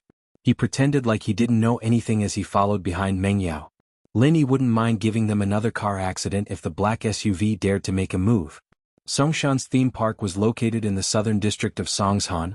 Built at the end of the 2000 years, it was one of the more famous theme parks in the province. Meng Yao parked the car in the park's underground parking lot, and Lin Yi parked at the side as well. He followed Meng Yao into the elevator when Lin Yi saw the black SUV following them turn into the parking lot as well. What surprised Lin Yi was that the SUV didn't have a parking card, instead showing a small plastic ID to the toll booth at the entrance. Lin Yi found it odd. Did this SUV have something to do with the theme park? Yao Yao, where does this theme park belong to? Public or private? Lin Yi asked casually. Public and private? Why do you ask? Meng Yao didn't understand what Lin Yi was getting at. Public and private? Which company invested in it? Lin Yi didn't let go of the topic that easily. Shield bro, it's Uncle Chu's business. Yushu blurted out. Oh. Lin Yi blinked. Could it be that someone from Pengzhan Industries was in the SUV? That was the only way to explain why there was no charge in the underground parking lot. The SUV wasn't a military vehicle, just a regular license plate. It wouldn't be free parking if it wasn't related to the theme park. Daddy's company invested in it, but it's always been managed by a subsidiary company. Meng Yao said. Then can we park here for free? Lin Yi asked. Meng Yao looked at Lin Yi as if he was an alien.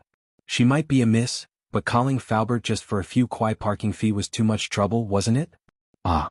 Lin Yi smiled faintly. The people in the MPV behind him probably weren't lacking in money either. Who would be short on parking fees if they were able to wrestle with Pengzhan? However, being able to park for free was also a symbol of status and privilege. The people in the car probably thought so too. Lin Yi had guessed correctly. In the SUV, Zhang Yuzhou was all smiles as he looked at Mao Xing. Jean bro, you're amazing, you don't even need to pay for parking. This amusement park was originally invested and built by the company, and I happen to be in charge of it. Mao Xing said nonchalantly as he put away his ID. Since I have this privilege, of course I'll use it. You're right. Yuzhou said with a laugh. But since this is Jean bro's territory, it'll be even easier. I was worried about not knowing where to start, but it's no problem now. I didn't think they'd come to the amusement park. Mao Xing said with a cold smile on his lips.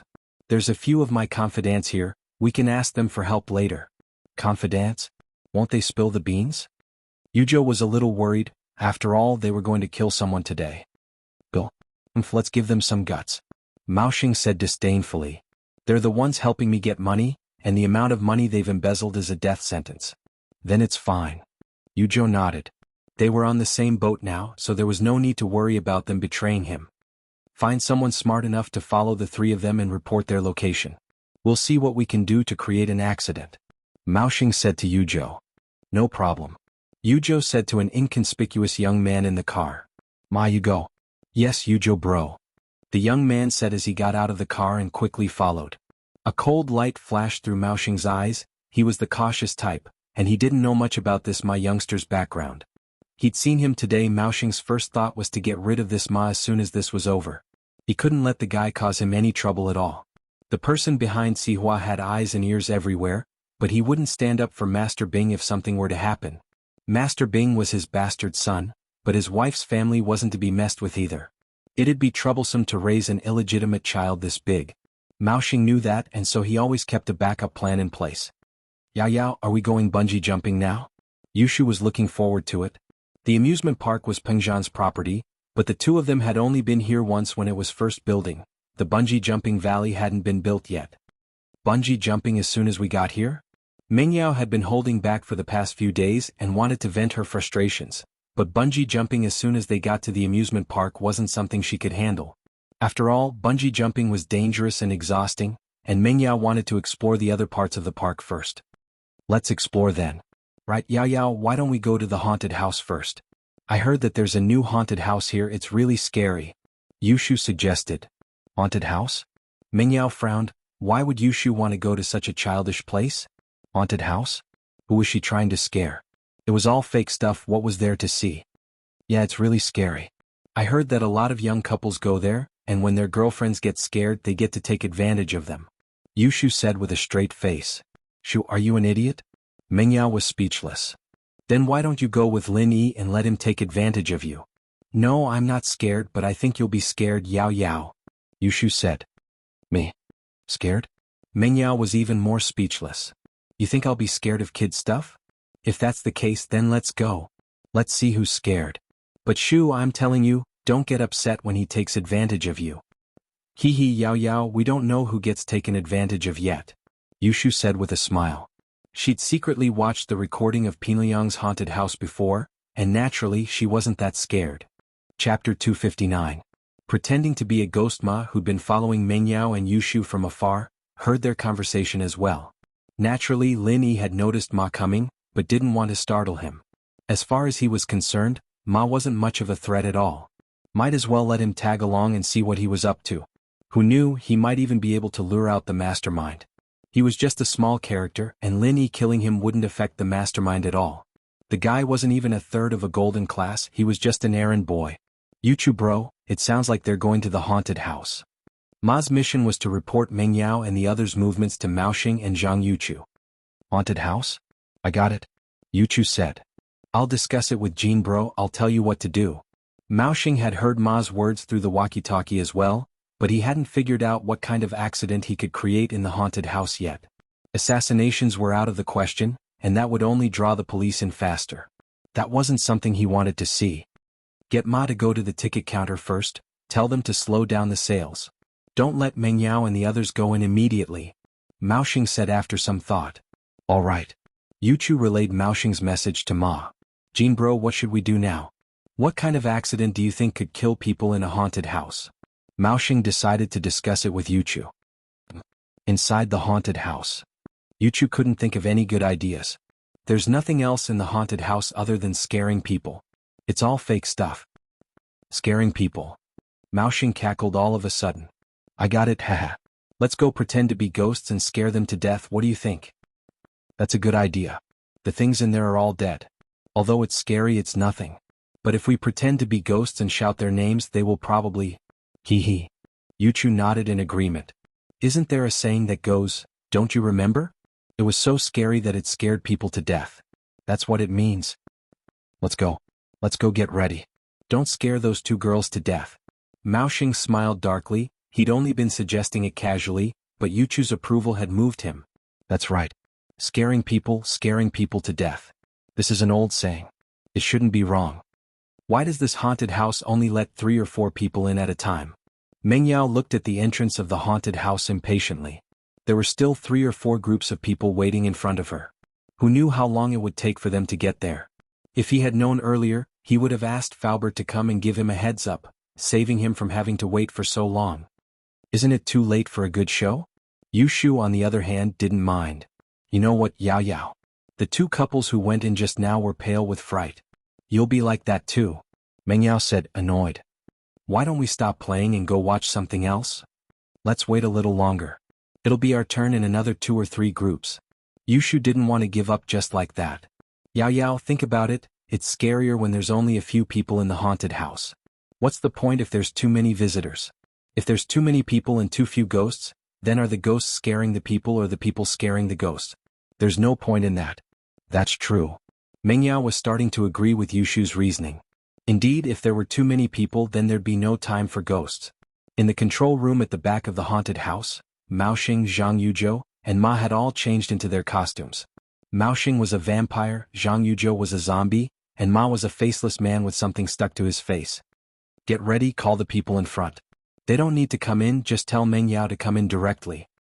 Yuchu said to Ma. Yes.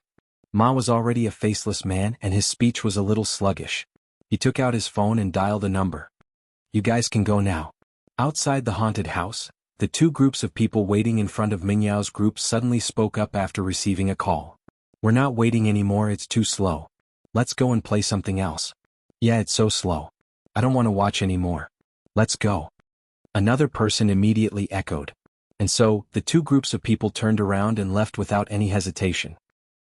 Yao Yao, is there something wrong with them? They've been waiting in line for so long, it's almost their turn and they're leaving? Yushu looked at the two groups of people as if they were idiots. Who knows? But it's good that they're leaving, it'll be our turn soon. Meng Yao was a little troubled as well, but it was a good thing that they were leaving. They didn't have to wait anymore. Lin Yi, on the other hand, looked at the two groups of people coldly, a cold smile on his lips. Making a move already? Inside the haunted house? Next. The worker opened the door and looked at Meng Yao's group. Is that you guys? Are the three of you together? Yes, is it our turn? Meng Yao asked. We're here. Give me the tickets and you can go in.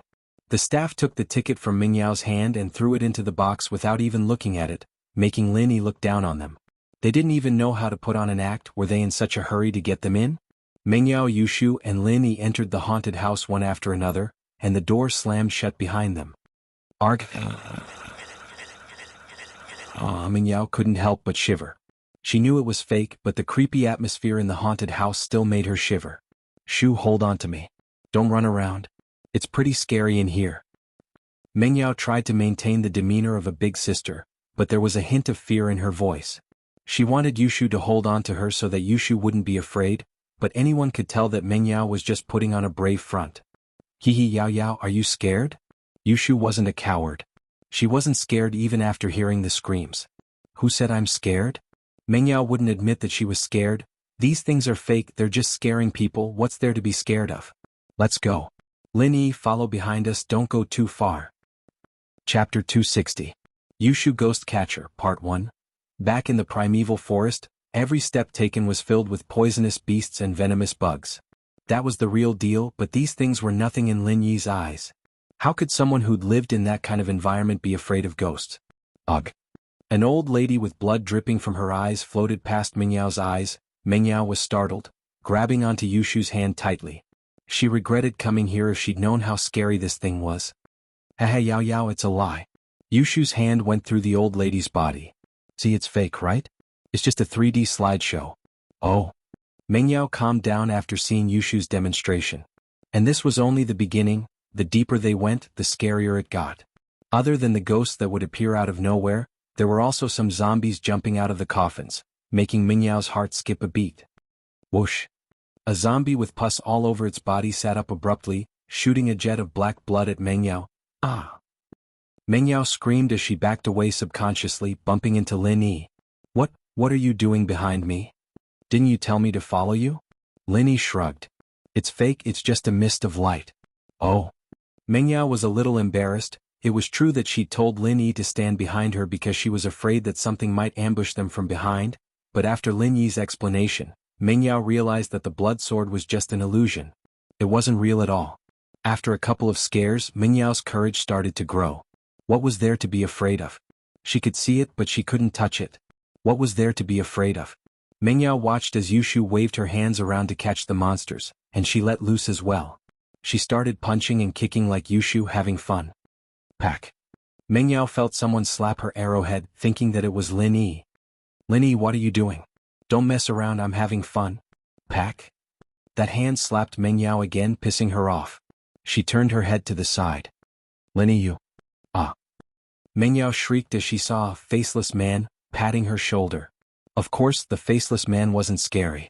What was scary was that the faceless man's hand wasn't an illusion, but a real slap on his body. Yao Yao sis, what's wrong? Yushu was in the middle of fighting the ghost when she heard Meng Yao scream. She turned around to see a faceless person patting Meng Yao's shoulder. Yushu was a little puzzled, weren't the things in here illusions? Why wasn't the faceless man one? Yushu quickly walked over to Meng Yao's side and reached out to touch the faceless man's face. I can touch it? Did you get an actual item? I'm a faceless man, I'm going to eat you all. Ma growled in a low voice, frustrated that Yushu was grabbing him. Yuchu bro was only asking him to play along, so he didn't dare act rashly. Lin Yi, on the other hand, looked at Ma interested. Lin Yi could tell from the faceless man's shoes that it was Ma, the one who'd been tailing them all this time. He had a rough idea of what they were up to. These people were really ruthless, trying to scare Mengyao to death by pretending to be ghosts? What were they thinking? Didn't they know that Mengyao had a clown by her side? Even if Mengyao was a coward, there was no way she'd be scared to death by Yushu.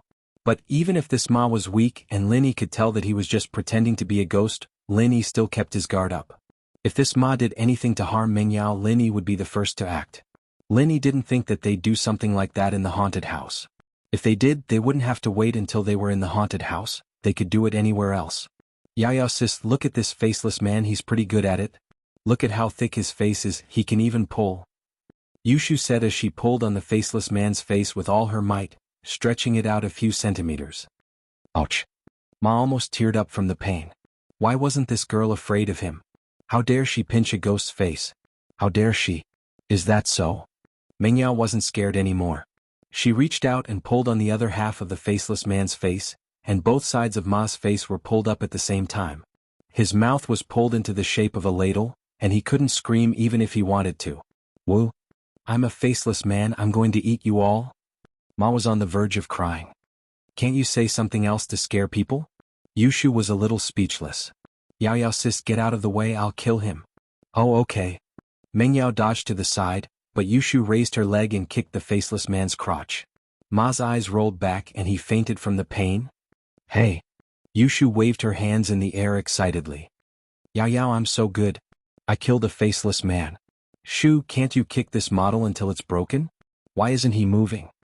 Mengyao naturally didn't think that the faceless man was a person. She thought that it was a model that Yushu's kick had stopped working. It's fine, it's your daddy's theme park, someone'll fix it even if it's broken. Yushu said after some thought. That's true? Mengyao didn't really mind. She didn't care about something as small as this after all. As far as she was concerned, she could just throw it away. Not far away, Maoxing's face twitched a couple of times, and Yushu was sweating as well. Wasn't this girl a little too much? Not only did she pinch Ma's face, but she also did a climax kick to the groin, cutting off Ma's lineage. Jean bro, what do we do? Yushu was a little nervous. Looks like we'll have to go a little harder. Maoxing said with a cold smile. Let's go. Yushu continued swinging her fists at the monsters after taking care of the faceless man, only to realize that the other faceless man was the only one that was real. She couldn't touch them at all. Linny looked at Ma pitifully, feeling a chill in his heart. This Yushu girl sure was ruthless. He hadn't even made a move and Ma was crippled by her kick. Chapter 261. Chapter 261 Yushu, Ghost Hunter, Part 2. Ah. Mengyao jumped in fright. How did this zombie know her name? She didn't care about the other zombies, but this zombie was shouting her name. How could she not be afraid? Yushu was puzzled. Yao, is this zombie intelligent? It even knows your name? How would I know? Shu, I'm a little scared. Mengyao was starting to feel weird. How did this zombie know her name? Maybe the staff of the amusement park recognized you as Uncle Chu's daughter and changed the procedure to please you? Yushu thought about it. It was the only possibility. She couldn't think of any other possibilities, since there was no need to register one's name when buying a ticket. Shu, I'm a little scared. Let's go? Mengyao didn't want to stay here any longer. The things here were making her uncomfortable. It's fine, Yao. Let me help you get rid of this zombie. Yushu, on the other hand, charged at the zombie excitedly. La, I'm a little expert at ghost hunting. Yushu rushed to the zombie's side and stomped down hard on the zombie's instep, causing Yushu to howl in pain as he bounced to the side on his tiptoes, much faster than before. Yay, Yao, look. I beat the zombie away. Yushu said with a triumphant smile on her face as she watched the zombie run away. What a good program design. Let's get Uncle Chu to praise him. This zombie can still run away after getting stepped on. Mengyao was amused by Yushu. She now believed Yushu's conjecture that someone must have recognized her identity as Miss Chu and purposely changed the haunted house's computer program to please her. Mengyao's eyes lit up at the sight of Yushu. Mengyao wasn't that scared anymore after Yushu's teasing. She turned to Lin Yi as she watched the zombie run away faster than a rabbit. Lin Yi, go catch that zombie for me. Okay. Lin Yi nodded. Yuchu Zhang immediately cursed inwardly. Could it be that this lady is thinking of some kind of trick to mess with me again? He was just about to speed up and leave this place when he felt someone grab him by the back of his neck. His body lightened, and he was sent flying, landing heavily at Mengyao and Yushu's feet. Ah, the zombies are back. Yao sis, let's continue playing zombies. With that, Yushu jumped up from the ground and stomped on Yuchu's stomach with both feet, stomping and kicking it. Yuchu let out a blood-curdling scream. He felt as if his intestines were about to be trampled out. His eyes rolled back from the pain and he fainted. Boring? Yushu said as she jumped down after stomping on the zombie a couple more times. This zombie's quality is really bad. I only stepped on it a couple of times and it's already broken. I wonder which company made it. Tell Uncle Chu to complain about them. Haha. Mengyao found it funny. That was a model for the haunted house. It'd be a wonder if it wasn't broken after you stepped on it. Maoxing looked at Yuchu, a black line forming on his forehead. Why was this Yushu girl even fiercer than that Lin bodyguard? His plan was basically ruined by Yushu, and there was no point in trying to scare Mengyao anymore. Mengyao wouldn't be scared anymore. Maoxing was a little resentful. Mengyao was clearly afraid of ghosts, and she was already terrified when Ma patted her. If he and Yuchu had cooperated, Mengyao would have been scared out of her wits. In actuality, he could tell that Mengyao was really scared of these things, but Yushu just had to start messing around with Ma the moment he appeared. Not only did she break Ma's line, but Zhang Yuxing's intestines had probably shifted as well. What the hell was going on? Getting stepped on instead of pretending to be a ghost? Was there anything that unlucky in this world? Could it be even more unlucky? His plan of scaring Mengyao to death wasn't going to work anymore, and Maoxing looked a little regretful. Still, he wouldn't continue with something he couldn't do. There was no point in pretending to be a ghost anymore, and he decided to leave first. He'd have to figure out the next step of his plan. He had to kill Mengyao today. Maoxing turned to leave when he heard Yushu's angry yell. Where are you going, vampire? Maoxing's vision darkened, and he almost fell to the ground. Why wasn't she letting him run? Maoxing was about to speed up his footsteps and ignore the girl when something smashed into the back of his head with a loud thud, followed by a wave of pain as he fell to the ground, staggering. Yeah, one hit. That vampire's too weak. Yushu was dancing with joy as she tossed out one of the zombie's shoes. Shoo, why's there blood on the back of that vampire's head? Mengyao asked curiously as she looked at the fallen Maoxing. Looks real, I guess. Yushu didn't know what was going on, but she didn't mind. Who cares, let's go Yao Yao. We'll continue hunting ghosts. Oh okay. Mengyao nodded as she followed Yushu. Linny looked at the two on the ground, speechless. These two idiots were just too unlucky to be treated as toys by Yushu. There weren't any more ghosts for Yushu to kill, and she was still looking forward to it even after they left the haunted house. Only 3 ghosts, that's a little too little. Yao Yao, can you suggest to Uncle Chu that we add a few more? We'll come again next time. I did, but you broke them again, didn't you? Mengyao still hadn't realized that those 3 were real people, not props. Hee hee. Yushu stuck her tongue out. I regret not bringing a DV, I could have recorded it and let people see how cool I look when I fight ghosts. This trip to the haunted house took about an hour. Including the time they had spent waiting, it was almost noon. Yao Yao, should we go eat something first or go bungee jumping first? Yushu was a little hungry. Let's eat first, I'm a little hungry too. Mengyao was a little tired after going around the haunted house. There were a lot of fast food restaurants in the amusement park, and Mengyao and Yushu found a place with a decent ambience and found a place to sit down. Chapter 262. Chapter 262. Mengyao's admirers. When Mengyao and the others entered the restaurant, there were a couple of well-dressed men sitting in a corner of the restaurant. Bro, isn't that your Chu Lil sis? One of the men in a white shirt said to the leader. Jiangwen's eyes narrowed. He'd just returned to Songshan, and he'd only called a few of his old friends for a small gathering. He'd officially visit Mengyao's house in 2 days, but he wasn't expecting to see Mengyao, Yushu, and a stranger at an amusement park together. It made his heart ache. I'll go say hi. Jiangwen said to the 2 men beside him. Do you need us to help? The man in the white shirt asked. Look at that guy, he's so poor that he's letting Mengyao pay for his food. What the hell? Yeah, someone like that doesn't deserve to be in Bro's opponent. The other man, who looked a bit feminine, spoke up as well. It's fine, I'll go over myself. Jiangwen waved his hand faintly and walked over to Mengyao. Yao Yao, long time no see. I didn't think you'd become a big girl in the blink of an eye. Jiangwen greeted Mengyao with a smile, his face full of warmth and friendliness, like a big brother next door. You're Jiangwen, bro? Mengyao blinked, pleasantly surprised. You're back? Yeah, I just came back yesterday and I'm having a gathering with a few of my old friends today. I didn't expect to see you here.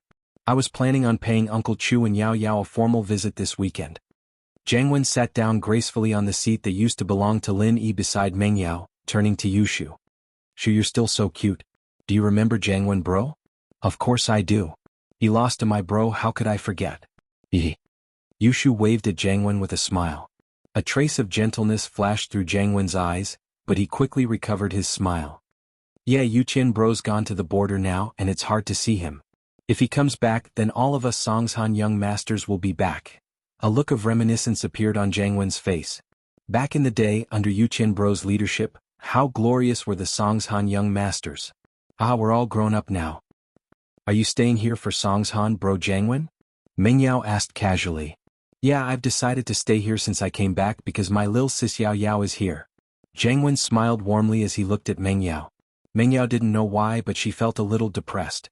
Jiangwen's words didn't have the intimacy they had when they were younger, and Jiangwen's attitude made her feel uncomfortable instead. Ah, is that so? You're welcome then. Mengyao forced a smile. They were talking when Lin Yi came back with a plate of food. This restaurant only sold set meals and Lin Yi ordered 3 of them randomly. Anyone who wanted to eat could have whatever they wanted. Lin Yi, on the other hand, kept his eyes on Jiangwen. This guy knew Mengyao, but Lin Yi wasn't sure if he'd do anything to Mengyao. Mister, you're sitting in my seat. If you want to keep sitting here, you can ask the waiter to add another chair. Lin Yi said as he put the tray on the table. It was a 3-seater table, they could add another chair but it'd be a little cramped. Ah, Yao Yao lil sis, who is this? Aren't you going to introduce me? Jiangwen's words were polite, but there was a dark look in his eyes. He was clearly pissed off at Lin Yi for asking him to give up his seat so rudely. Jiangwen didn't move at all as he spoke, showing no intention of giving up his seat to Lin Yi. Evidently, Lin Yi wasn't even worthy of being called an opponent in his eyes. He was wearing a shirt worth tens of kwai and a pair of black casual pants. His outfit didn't even add up to 200 kwai. How could someone like this be a match for the 4 young masters of Songshan? Oh, he's Lin Yi, Yao Yao's bodyguard and shield. Yushu was the first to get to the point. Bodyguard and shield? Jiangwen paused, not understanding what this bodyguard and shield meant. It'd be understandable if it were just a bodyguard. After all, a rich young miss wouldn't lack bodyguards but a shield. That made him think of something. That was a very alluring profession. He's my boyfriend. Yushu explained with a smile. Shoo. Mengyao glared at Yushu helplessly, but for some reason she didn't refute or explain. Mengyao's glare, however, turned into a pout in Jiangwen's eyes. As far as he was concerned, Mengyao and Lin Yi's relationship was probably a secret. Pengzhan would never let his daughter marry a man who wore clothes that cost less than 200 kwai, and who needed women to pay for their meals. So, their relationship was probably a secret. But Yushu had already exposed her, and Mengyao could only glare at her angrily. Jiangwen didn't feel good about this at all. Fuck, a poor kid like him wanted to climb up the ladder? Was he dreaming? Oh, so you're lil sis Yao Yao's boyfriend. Jiangwen stood up. No matter what, this kid was Mingyao's boyfriend now, so he could be considered a rival. His level was a little low, but he had the ability to win Mingyao's heart. Jiangwen wouldn't let his guard down. He extended his hand to Lin Yi. Hello, I'm Jiangwen, lil sis Yao Yao's big bro. We can be considered childhood friends. Jiangwen thought that Lin Yi would be surprised and not know what to do after hearing his name, but he was disappointed Lin Yi acted as if he didn't know him at all. He extended his hand faintly. Mr. In, my hand was stained with vegetable soup just now, I hope you don't mind? Jiangwen's face froze.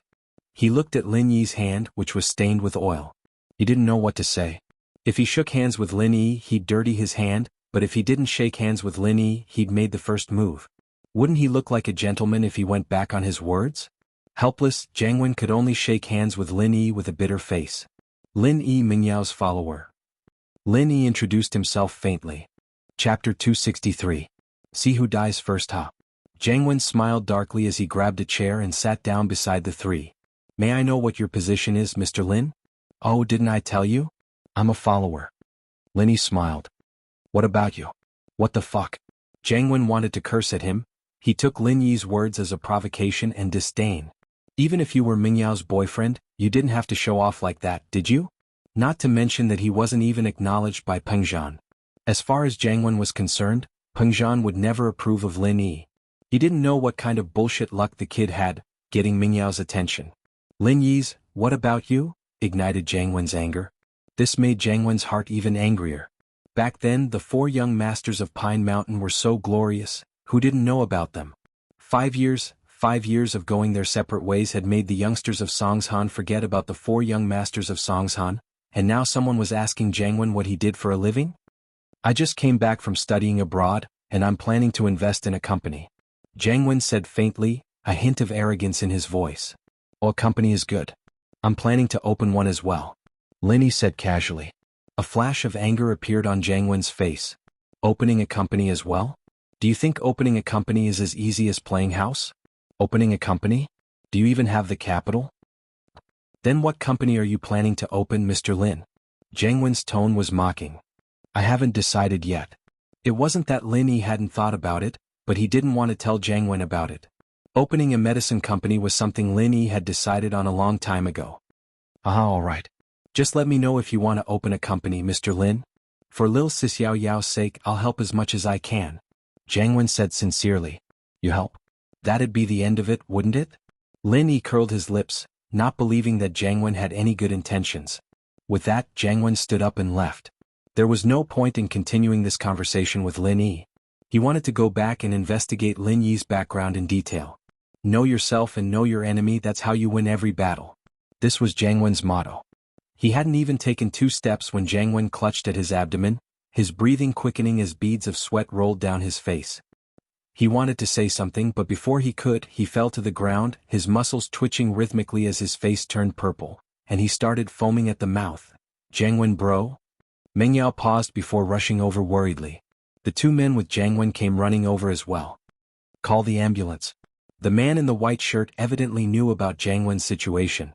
He was nervous, but he didn't panic.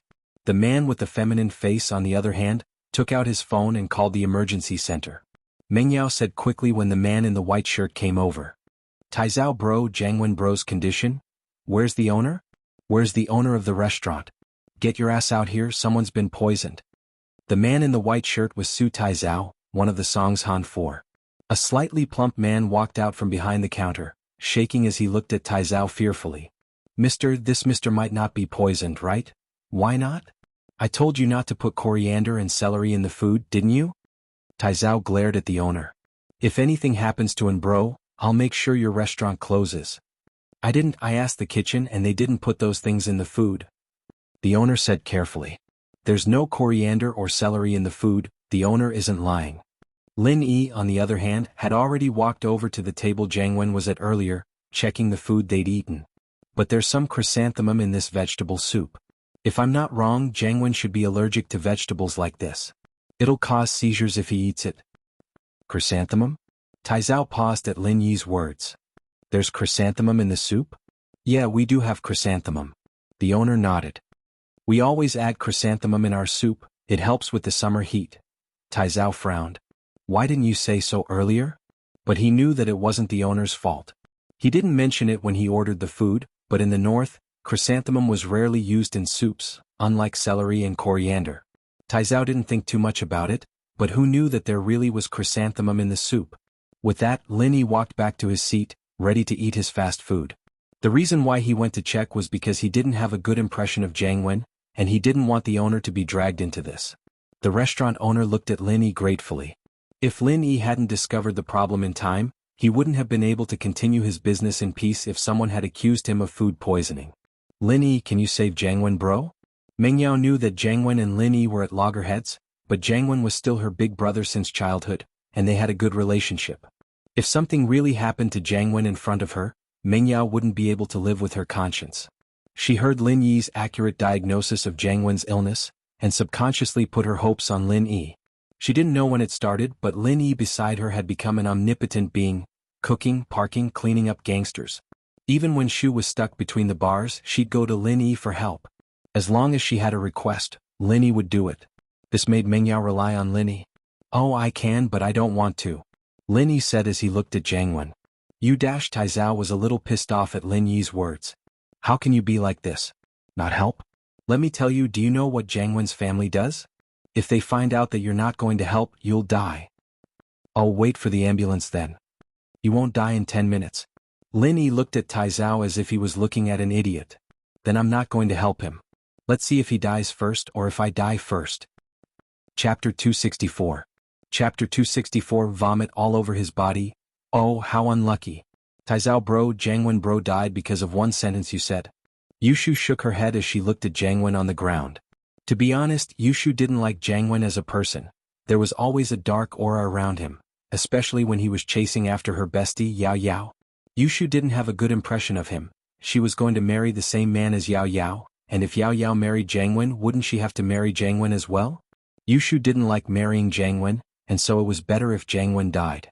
Yao Yao couldn't marry a dead man. Although Yushu didn't think that Yao Yao would be stupid enough to marry Jiangwen, the two were childhood sweethearts, and Jiangwen was obviously interested in Yao Yao. What if Uncle Chu got hot-headed and married Yao Yao off? As a result, Yushu was overjoyed to see Jiangwen about to die, but innocently pushed all the blame onto Taizao. Don't talk nonsense. Mengyao didn't know if she should cry or laugh. Her bestie always did funny things in times of crisis. Mengyao knew what Yushu was thinking, and naturally Mengyao didn't like Jiangwen. She only had brotherly feelings for Jiangwen, nothing else. But she couldn't let Jiangwen die in front of her. Putting aside the relationship between her family and Jiangwen's family, even if her dad didn't blame her, Jiangwen was still very nice to her when she was young, always tolerating her temper. Mengyao didn't have a brother above her, so she treated Qin Yutian and Jiangwen as her own brothers. I'm not talking nonsense, Taizao bro killed Jiangwen bro. Yushu said seriously. I know Taizao bro must still hate Jiangwen bro, and that's why he's trying to kill him. Why else would he stop Shield bro from saving him? Yushu wanted the world to be in chaos. It was Lin Yi who didn't want to save him, and Taizao had said something he shouldn't have, but now it was Taizao trying to kill Jiangwen. Shu, what are you talking about? Why would I hate brethren? Taizao knew Yushu's personality, and he knew that he couldn't afford to piss her off. He was pissed, but he had to defend himself. Because Bro stole your girlfriend. Yushu giggled.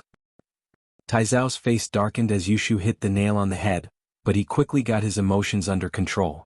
I've forgotten what happened in school a long time ago, I don't hold grudges or anything. Brother Taizao, little Shu, let's not talk about this anymore. Mengyao looked worriedly at Jiangwen, who was breathing faster and faster. She turned to Linny. Linny, can you please save him? Is this my job? Linny asked. Yeah. Mengyao hesitated. It's a personal request, all right. Linny didn't want to stick his nose into other people's business, but since Mengyao was begging him, Linny couldn't say no. If Mengyao were to say that it was her job and that she had to do it, Linny might have resisted a little, but since Mengyao said that it was a personal request, he had no choice but to do it. Lin Yi came to Jiangwen's side unwillingly, opening his eyelids to take a look. Hey, help me hold him up. All right. Taizao didn't know what Lin Yi was doing, but since Lin Yi was able to pinpoint the cause of Jiangwen's illness, and Mengyao was asking him to save Jiangwen, he could only place his hopes on Lin Yi. It had been 10 minutes now, and there was still no sound of an ambulance. It was just as Lin Yi said, Jiangwen might have hung up before the ambulance even arrived. Taizao helped Jiangwen up, and Lin Yi started pressing on a couple of acupoints on his back.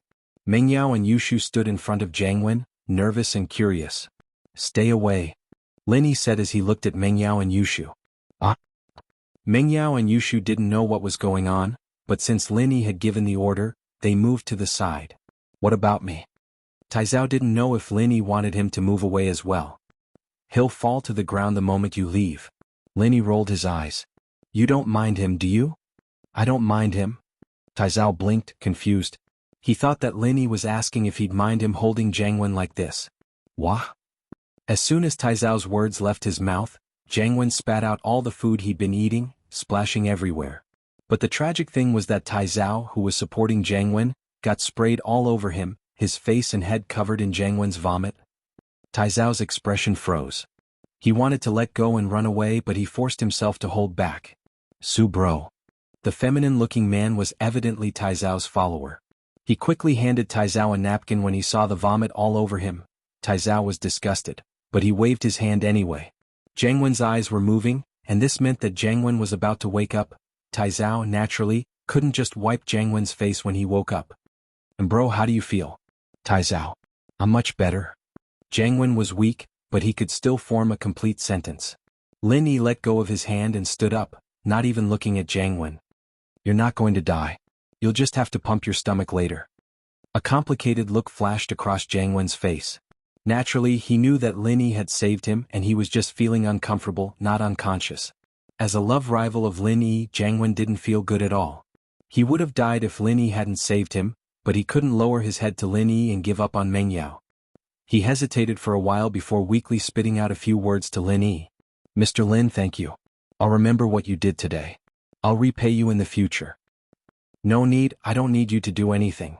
Lin Yi waved his hand, not interested in Jiang Wen's repayment at all. Chapter 265. Chapter 265, Change of Impression. Although the restaurant was vomited all over the floor, the restaurant owner had no complaints. As long as this person didn't die here, it would be a great fortune. Otherwise, even if it wasn't because of him, the restaurant would absolutely not be able to continue operating if someone died from eating. "No matter what, I still have to thank you. I, Jiang Wen, don't like to owe people favors. I'll return the favor today." Jiang Wen didn't mind what Lin Yi was saying. The two were enemies before, and the only reason Lin Yi was willing to help was because of Meng Yao. Jiang Wen knew that very well. He looked at Meng Yao gratefully. "Yao Yao, bro, Jiang Wen didn't treat you well for nothing." As for Yushu, Jiang Wen had nothing to say. That was just how the girl was, messing with whoever she didn't like. Jiang Wen didn't know what he'd done to piss her off, but she'd never liked him at all. "It's nothing as long as you're fine." Meng Yao breathed out in relief after seeing that Jiang Wen wasn't in danger. "But you should still do what Lin Yi said and pump your stomach. You'll be fine that way." Unknowingly, Meng Yao had started treating Lin Yi as her encyclopedia. She didn't know when Lin Yi's words had started affecting her deeply. "Of course." Jiang Wen smiled, his heart aching. Meng Yao used to listen to him like this, treating her big brother's words like the truth. She'd fight whoever dared to argue with her, but now another man had appeared in her life. Jiang Wen wasn't willing to accept it. He'd thought that he'd be able to officially ask Meng Yao out when he got back from studying abroad, but Meng Yao had just started university. According to House Chu's teachings, there was no way they'd let Meng Yao get into a relationship that early. As a result, Jiang Wen returned to Songshan full of confidence. He didn't even ask about Meng Yao's situation beforehand, nor did he rush to visit her. Instead, he went to Taizhao, one of the 4 young masters of Songshan, to catch up. He didn't think that he'd run into Meng Yao in the amusement park's restaurant, only to find out that she was already taken. Her man, on the other hand, looked extremely ordinary. Just when Jiang Wen was wondering if there was something wrong with Meng Yao's taste, and why she'd chosen a poor kid as her lover, Lin Yi's move completely changed his mind. He'd only taken one look at the soup he'd drunk, and he'd been able to determine the cause of his illness. He'd just massaged his back a couple times and he'd spit out all the food he'd eaten. Was that something a normal person could do? After hearing the conversation between Meng Yao and Lin Yi, Jiang Wen was even more certain that he'd made a mistake. Lin Yi wasn't as simple as he looked. "Lin Yi, can you save Jiang Wen, bro?" "Oh, I can, but I don't want to." These few simple sentences were enough to prove that Lin Yi's abilities weren't limited to this, perhaps even more. After all, saving someone was as easy as lifting a finger. Jiang Wen couldn't help but re-evaluate his opponent's level. This was the first time he'd taken this rival in love seriously. All he'd had before was mockery, disdain, and confidence. The ambulance's siren rang out. Even at an amusement park, ambulances were able to pass through without any obstructions. It was just that the distance from the hospital to the amusement park wasn't that short, and so the ambulance had only just arrived when Jiang Wen was saved. A couple of medical staff walked in quickly. "Where's the patient?" "Over here." Taizhao quickly waved at the medical staff. "He's allergic to food, he's vomited it out already. He needs to have his stomach pumped." "All right, are you the patient's family?" The medical staff prepared to put Jiang Wen on a stretcher, but Jiang Wen waved his hand indicating that he could walk. He didn't want to lose face in front of Meng Yao and his love rival, no matter how painful it was. "I'm his friend," Taizhao said to the medical staff. "No need for the stretcher, I'll hold him." Jiang Wen walked out of the restaurant with Taizhao's support, and the restaurant owner had the waiters clean up the mess Jiang Wen had vomited. Even so, most of the customers chose to leave. After all, the scene just now was too disgusting. Meng Yao and Yushu had lost their appetites as well. They were about to tell Lin Yi to leave when they raised their heads to see Lin Yi eating at the table. Meng Yao didn't know what to say. Wasn't that disgusting? In fact, it wasn't even disgusting to Lin Yi at all. It was much more disgusting than that, and he still had to eat. The restaurant owner, on the other hand, felt a little embarrassed as he refunded Lin Yi's money. Lin Yi had solved a huge problem for him, and Meng Yao and Yushu couldn't eat anymore. The owner felt bad. Surprisingly, Meng Yao didn't scold Lin Yi after seeing him enjoying his food. She just sat there quietly waiting for him to finish. She couldn't see through this man anymore. He seemed to know nothing, and yet he seemed to know everything at the same time. He seemed to be a shameless pervert, but he also seemed to be someone with strong principles. Meng Yao wasn't stupid actually. She wouldn't have been able to stay in the top 10 of Songshan's first school, otherwise. She'd been against it when her father had sent Lin Yi to her, and she'd even been a little annoyed. She didn't understand what her father was doing with a migrant worker. But after spending some time with him, Meng Yao realized that Lin Yi really was a capable man. She didn't want to admit it, but she slowly accepted it. You two aren't eating anymore? I'll eat all of them. Lin Yi said as he looked at the other 2 fast food boxes on the table. You eat all of them. Meng Yao nodded. Lin Yi gobbled down the other 2 plates of fast food like a whirlwind. Wow, Shil bro, you're amazing. Yushu said as she looked at the 3 empty boxes. Let's go bungee jumping after eating. Meng Yao evidently wasn't affected by what happened earlier. It was just her appetite that was affected. Jianghu gave her a very unfamiliar feeling this time, especially after the hostility he showed towards Lin Yi. Meng Yao couldn't help but feel a little disgusted by him. His image as the big brother next door collapsed. Okay. Lin Yi, Meng Yao, and Yushu made their way to the restaurant's entrance, but Lin Yi shot a meaningful glance at a young man with a face as swollen as a steamed bun. Lin Yi smiled faintly before turning around to leave. Chapter 266.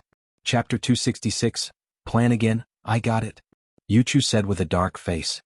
His internal organs were still hurting, and while Yushu wasn't heavy, that stomp on his stomach a couple of times wasn't something anyone would feel good about.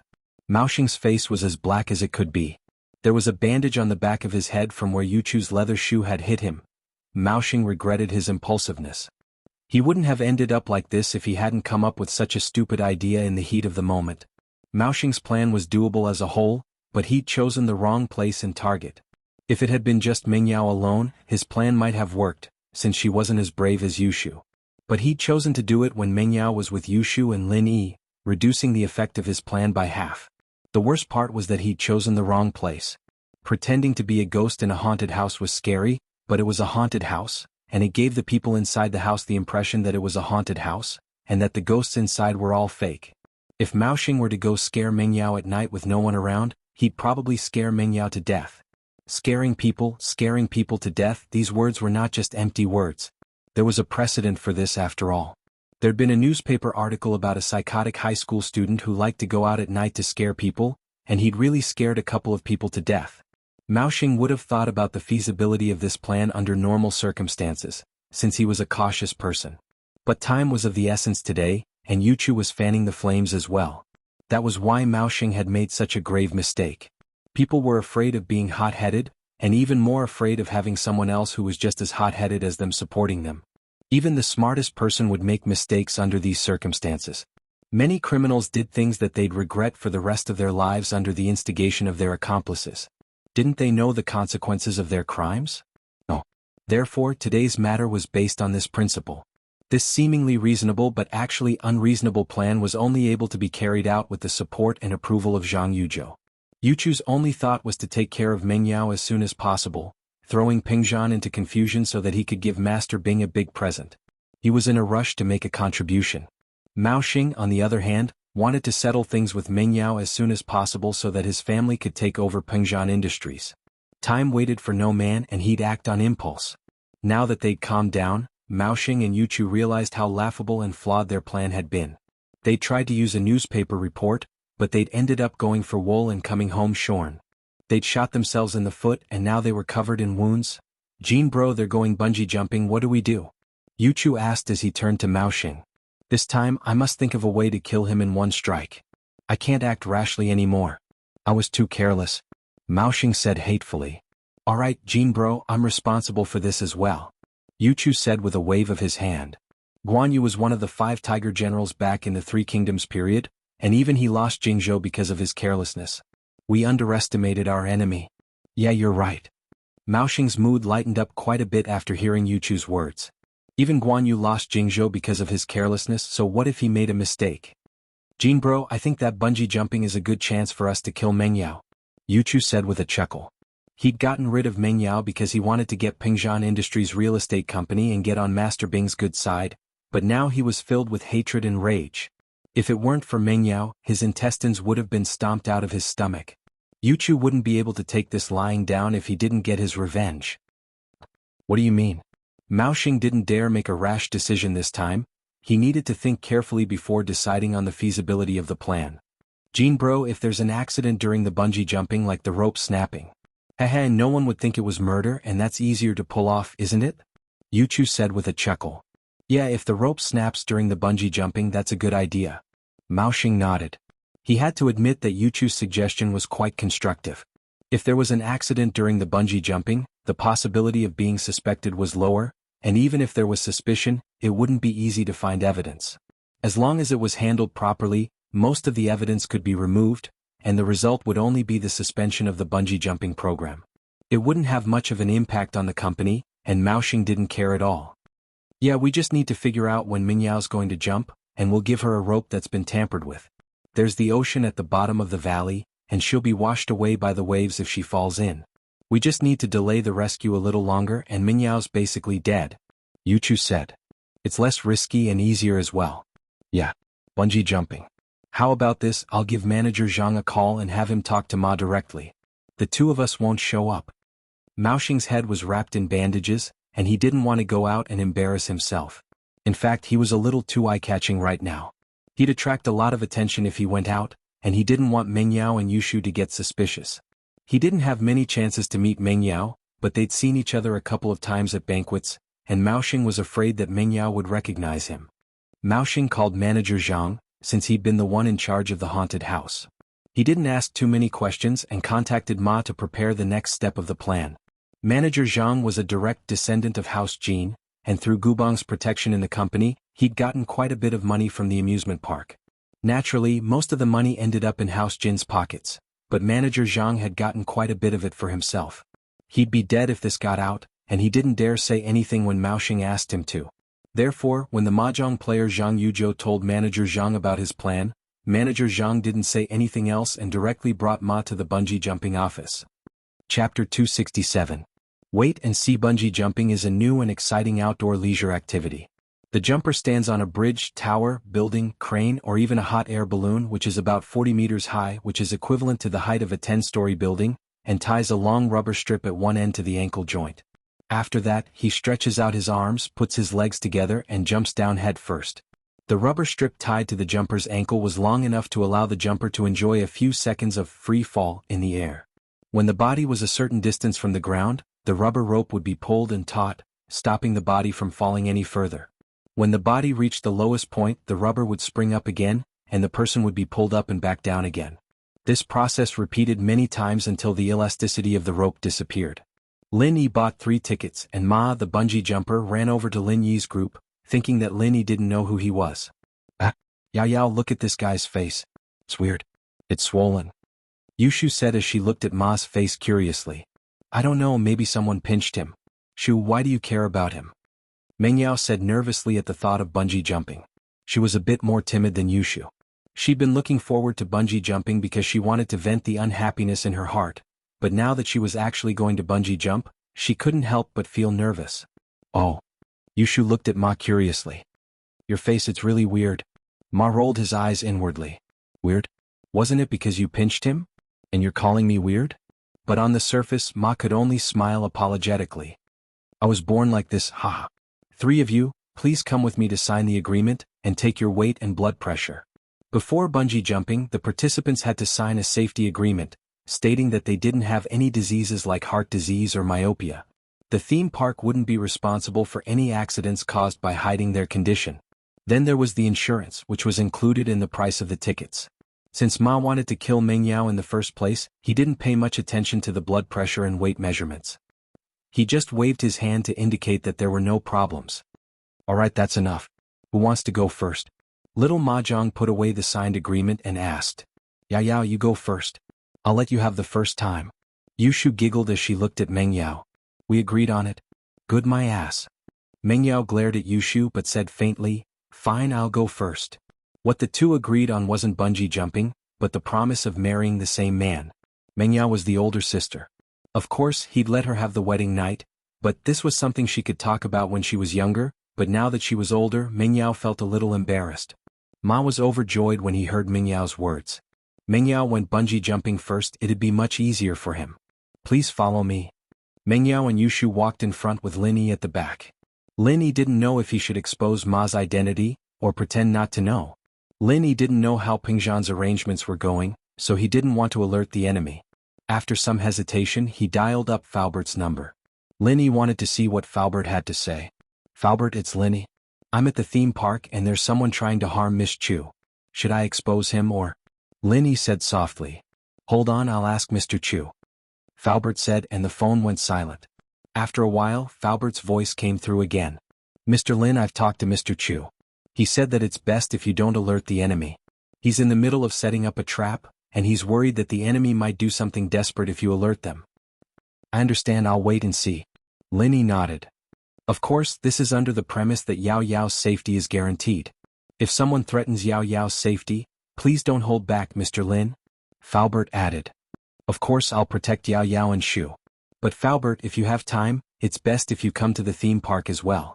I want to follow them after this and see who's behind them. Lin Yi said. Alright, I'll head over now. I'll drive fast and I'll be there in about 20 minutes. Where are you at the theme park? Falbert asked. Bungee jumping here. Lin Yi said. Okay, I'll be right there. After hanging up the phone with Falbert, Lin Yi quickly followed up. He acted as if he was just answering a call from a friend. Someone at Ma's level didn't notice anything wrong at all. As far as he was concerned, Lin Yi didn't know that he was the faceless man in the haunted house yet. Lin Yi followed, only to see that Meng Yao was already tying the rope around her body under Ma's guidance. Lin Yi frowned. He wanted to stop her, but he remembered Falbert's words. He hesitated. Pengzhan didn't want him to alert the enemy, but what if these people did something to Meng Yao while she was bungee jumping? It'd be too late even if Lin Yi wanted to save Meng Yao. The best way was for Lin Yi and Meng Yao to bungee jump together. That would reduce the risk to the lowest, but would Meng Yao agree to it if the two of them were tied together? Just as Lin Yi was thinking about his next move, Meng Yao looked at the waves at the bottom of the cliff. She was a little scared. I want to get ready. Ma didn't want to drag it out, but he couldn't do anything about it. The rope was tampered with and only Meng Yao could use it, other tourists couldn't use it. Ma was reluctant, but he could only smile. Then get ready. But it's not a big deal, it's your first time bungee jumping, you'd be scared. You just close your eyes and go down, and when you open your eyes again, you'll see the world before you. Ma had bungee jumped before, so he was able to make sense of the situation. Meng Yao didn't suspect anything, but Lin Yi had seen through it a long time ago. He couldn't help but find it funny. Meng Yao's cowardice gave Lin Yi time to react. He walked to Meng Yao's side and picked up the rope Meng Yao was hanging from, wanting to take a closer look at it. Chapter 268. Running away. Ma was just fretting about not having a place to blame if something went wrong, and Lin Yi gave him the chance to push the blame onto Lin Yi. I'm just looking around. What's there to be nervous about? Lin Yi smiled faintly as he put the rope back. Falbert had told him not to alert the enemy, and Lin Yi naturally wouldn't start a fight with Ma right now. But the longer Meng Yao dragged things out, the more time Falbert would have. Lin Yi, on the other hand, hoped that Meng Yao could rest a little longer. Are you done resting? Ma was starting to panic. Miss, there's a time limit to this bungee jumping. If you stop here, the people behind you won't be able to continue, right? There's a lot of rope tracks, but what if there's too many people? I'll try again. Meng Yao was like everyone else who'd gone bungee jumping for the first time. She stood up impatiently under Ma's urging. It's nothing really. Just close your eyes and it'll be over. Ma cackled in his heart. You'll die if you don't open your eyes. Oh. Meng Yao nodded as if she'd made up her mind. She walked to the edge of the cliff and looked down, feeling a little dizzy. She couldn't help but close her eyes. When she opened them again, her heart was filled with fear. No, I'm still scared. I need to get ready. Ma was helpless. He wanted nothing more than to kick Meng Yao off the cliff and save his time. But he didn't dare do that in front of so many people. The rope breaking was an accident, but if he pushed Meng Yao down, it'd be murder. Ma wasn't an idiot. There were a lot of people around, and Lin Yi and Yushu were watching as well. There was no way he'd do something like that. Miss, aren't you just wasting time? Ma said, displeased. Shu, maybe you go first? I'm a little scared, let me get ready. Meng Yao went back to the bench she was resting on and sat down again. Let me go first? Yao Yao, you're giving your first time to me? Yushu blinked excitedly. Don't overthink it. I'm talking about bungee jumping. Meng Yao didn't know whether to laugh or cry.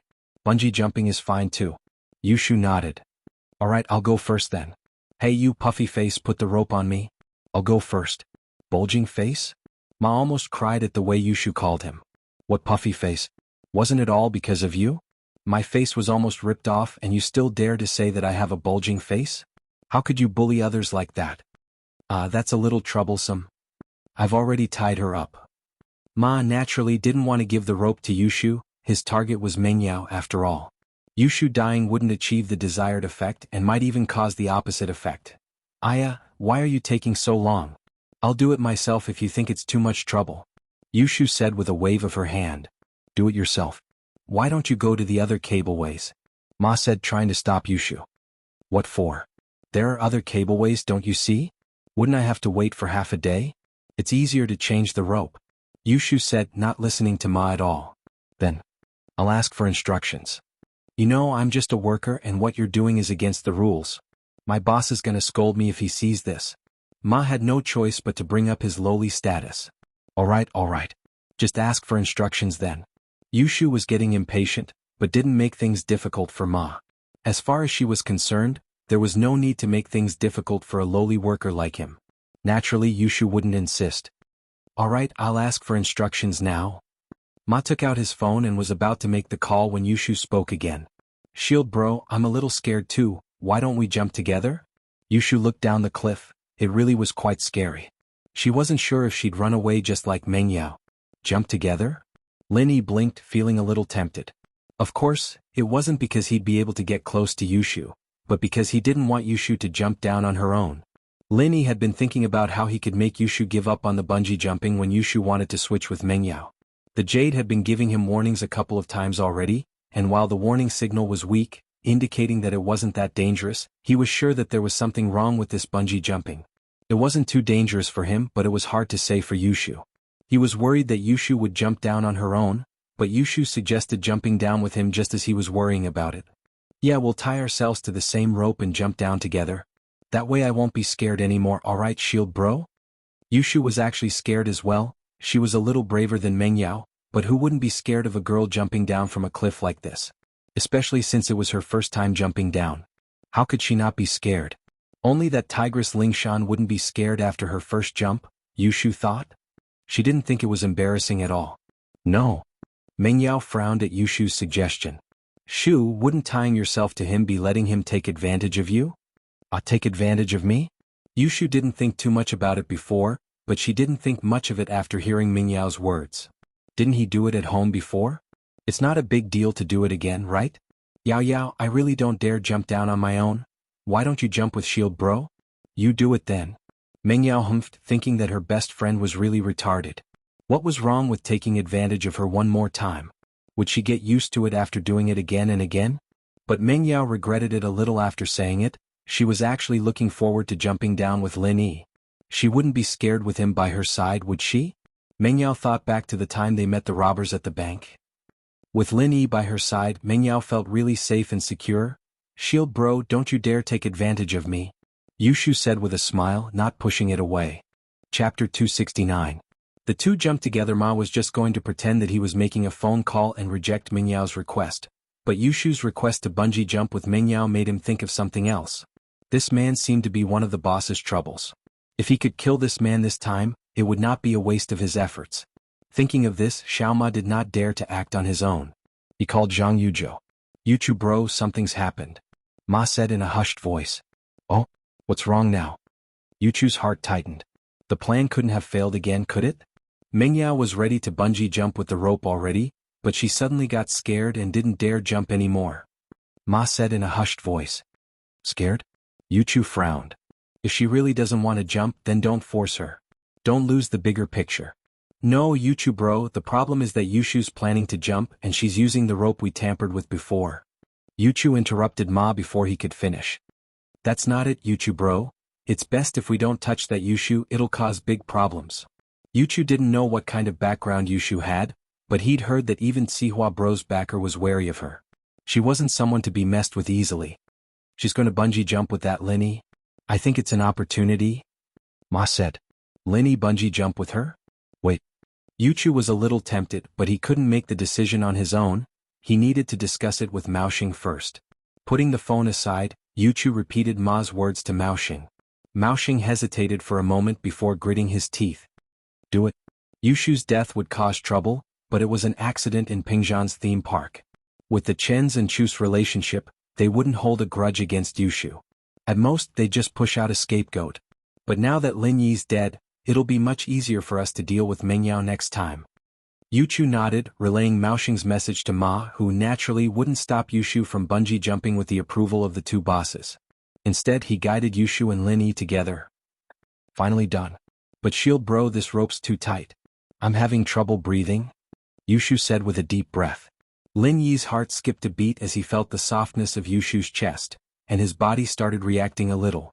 Lin Yi was just an 18-year-old boy after all, and it was only natural that he'd be moved by the idea of being tied up so intimately with a girl. Especially a beautiful girl with a good figure. And it wasn't that Lin Yi didn't like her, at least he had a good impression of her. So, it was normal for him to have a reaction. Lin Yi was a little awkward. He was about to explain when Yushu spoke up. Shield bro, what's that? Is it killing me? Ugh. Lin Yi blinked as he looked at Yushu's innocent face. He didn't know what to say. What's wrong? Yushu looked at Lin Yi puzzled. She understood what was going on in the next moment. Yushu wasn't an ignorant girl after all, she'd been in health classes before. Her face reddened a little as she shifted unnaturally, whispering threateningly. Shield bro, are you having some unhealthy thoughts? Yushu would have been fine if she hadn't moved, but now that she'd moved, Lin Yi's reaction intensified. Yushu's words were like a fuse. Was that a threat? Why did it sound like she was acting coquettishly? But Lin Yi was still very strong, it only took him a split second to recover. He knew that this was how Yushu usually talked to himself. She wasn't trying to seduce him or anything like that, and he was flirting with her best friend in front of the Mississippi. Wasn't that suicidal? He looked at Mengyao, who was at the side, and saw that her face was dark. He quickly turned his head away innocently, but the rope around his waist really couldn't be moved. It was supposed to be tied to one person, but with two people tied to it, there wasn't much space left. Remembering that he was on a mission, Lin Yi suppressed the fire of lust in his heart and didn't do anything further. His body's reaction started to return to normal as well. A mission was a mission, Lin Yi was very clear about that. He couldn't get involved with his employer. That was a big taboo in the industry. Back then with Ning, with that in mind, Lin Yi's heart grew heavy once more. Even with Yushu in his arms, Lin Yi didn't have the same impulsiveness as before. This was the last mission. He hoped that he'd be able to complete it smoothly. That way he wouldn't have to be bound by the rules of the industry anymore. Are you ready? Ma didn't have time to watch Lin Yi and Yushu flirt with each other. He had to get rid of the two as soon as possible and report back to the boss. Alright, can we jump now? Yushu wasn't as scared as before with Lin Yi by her side. She looked down the cliff and grabbed Lin Yi's arm. Shield bro, you have to hug me later, but don't take advantage of me. Okay. Lin Yi nodded. Lin Yi would have done it even if Yushu hadn't said it. The jade was ringing once more. There was definitely something wrong with the rope. Why wasn't Falbert here yet? Lin Yi didn't want to alert the enemy, but he didn't want to just jump off like that. The rope would break, and while it'd give Pingzhan an excuse to reorganize the company, jumping into the sea wasn't a good feeling either. Naturally, Ma didn't think that the two would be able to make it out alive after jumping into the sea. Both of them were tied up with ropes and they couldn't swim at all. Wouldn't they die if no one came to rescue them if they fell into the turbulent water? Ready, can we jump now? Ma said. I'll count to 3 and you two jump together. Wait. Lin Yi made a hand gesture, cutting Ma off. Is there anything else? Ma frowned, displeased. Lin Yi ignored him and pulled Yushu over to Mingyao's side. Chapter 270. Chapter 270. Something happened. Lin Yi walked up to Mengyao, lowering his head and putting his lips next to Mingyao's ear. What are you doing? Mengyao jumped in fright. Lin Yi's actions were a little ambiguous, especially when his breath was right beside her ear. It gave Mengyao a weird feeling.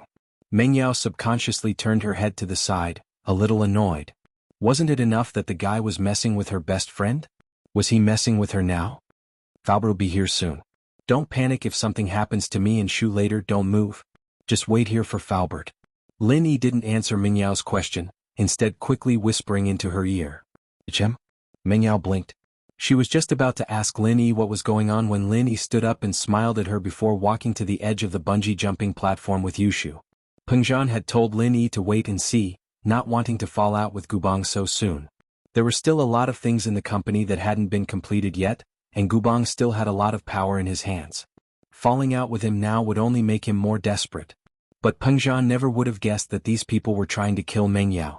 He wouldn't have let Lin Yi jump in if he'd known that it would be dangerous, even if he had to go all out with them. But Lin Yi didn't really mind. He wouldn't die even if he did, and Peng Zhan could use this as an excuse to reorganize the company. An accident at an amusement park wasn't a small thing. It was just an accident at best, but the amusement park was Gubang's business. Gubang wouldn't be able to escape the blame if something happened to the amusement park. We can start now, Lin Yi said to Ma. Alright, I'll count to 3 and you guys jump. It's no big deal, just close your eyes at first. Ma said to Lin Yi and Yushu in a very professional manner. Lin Yi nodded. Bungee jumping. It wasn't exciting at all for him. Jumping off cliffs and into the sea was a common occurrence for Lin Yi, and he was used to it. Yushu, on the other hand, was a little scared. Lin Yi could feel the girl's breathing quickening, a layer of sweat forming on her face. 1, 2, 3, jump. Ma was worried that Yushu would go back on her words again, but he pushed her away, causing her to stumble and fall towards the cliff with Lin Yi.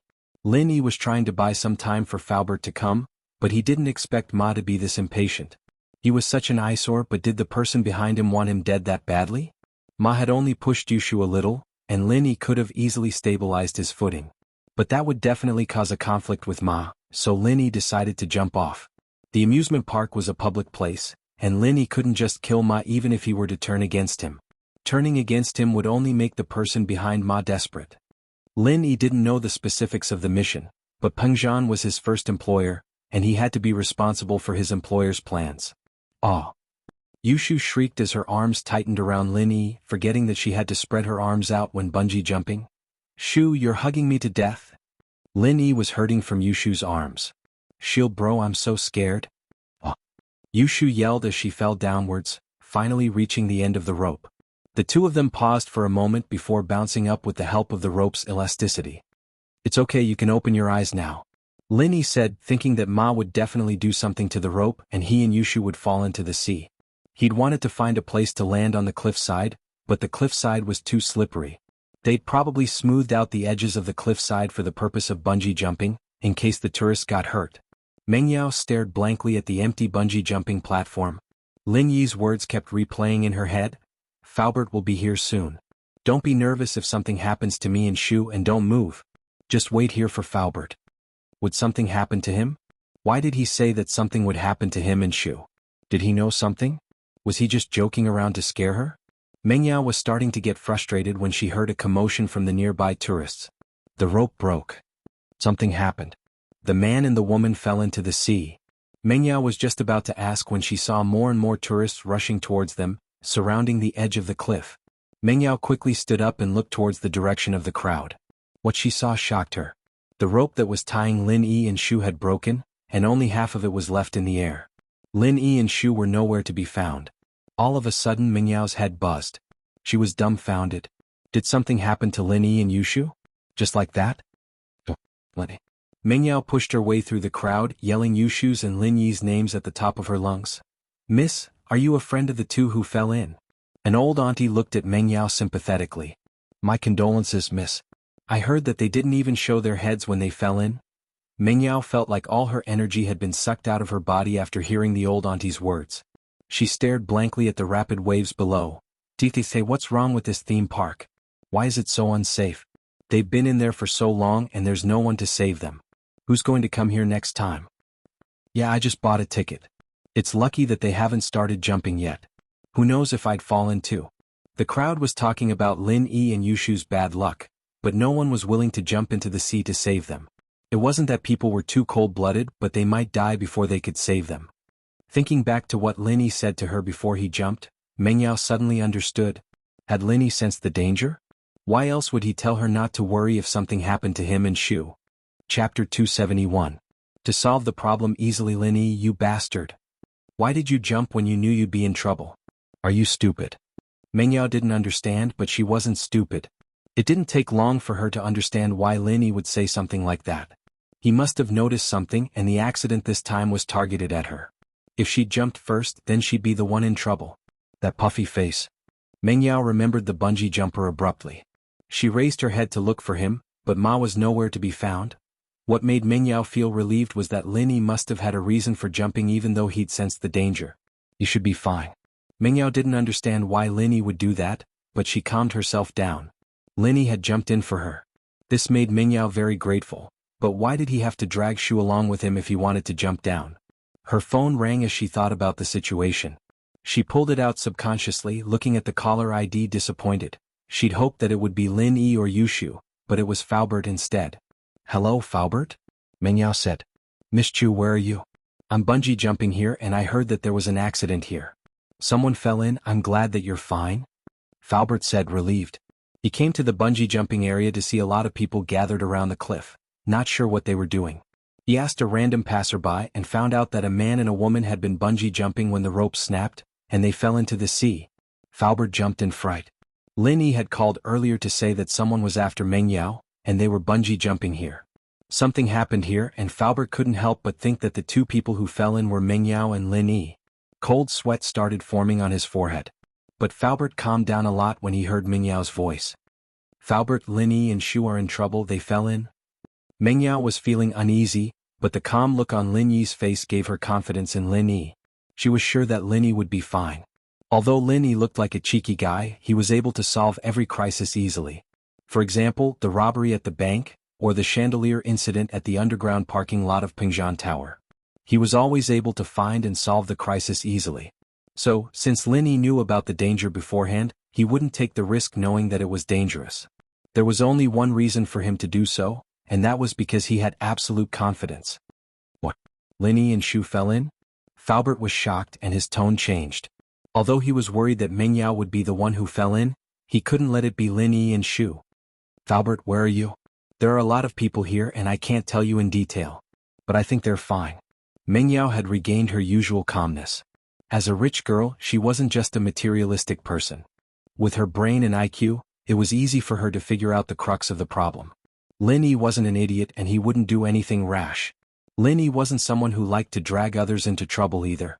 It could be seen from how he took a bullet for a girl he didn't know in the bank robbery case. So he brought Shu with him.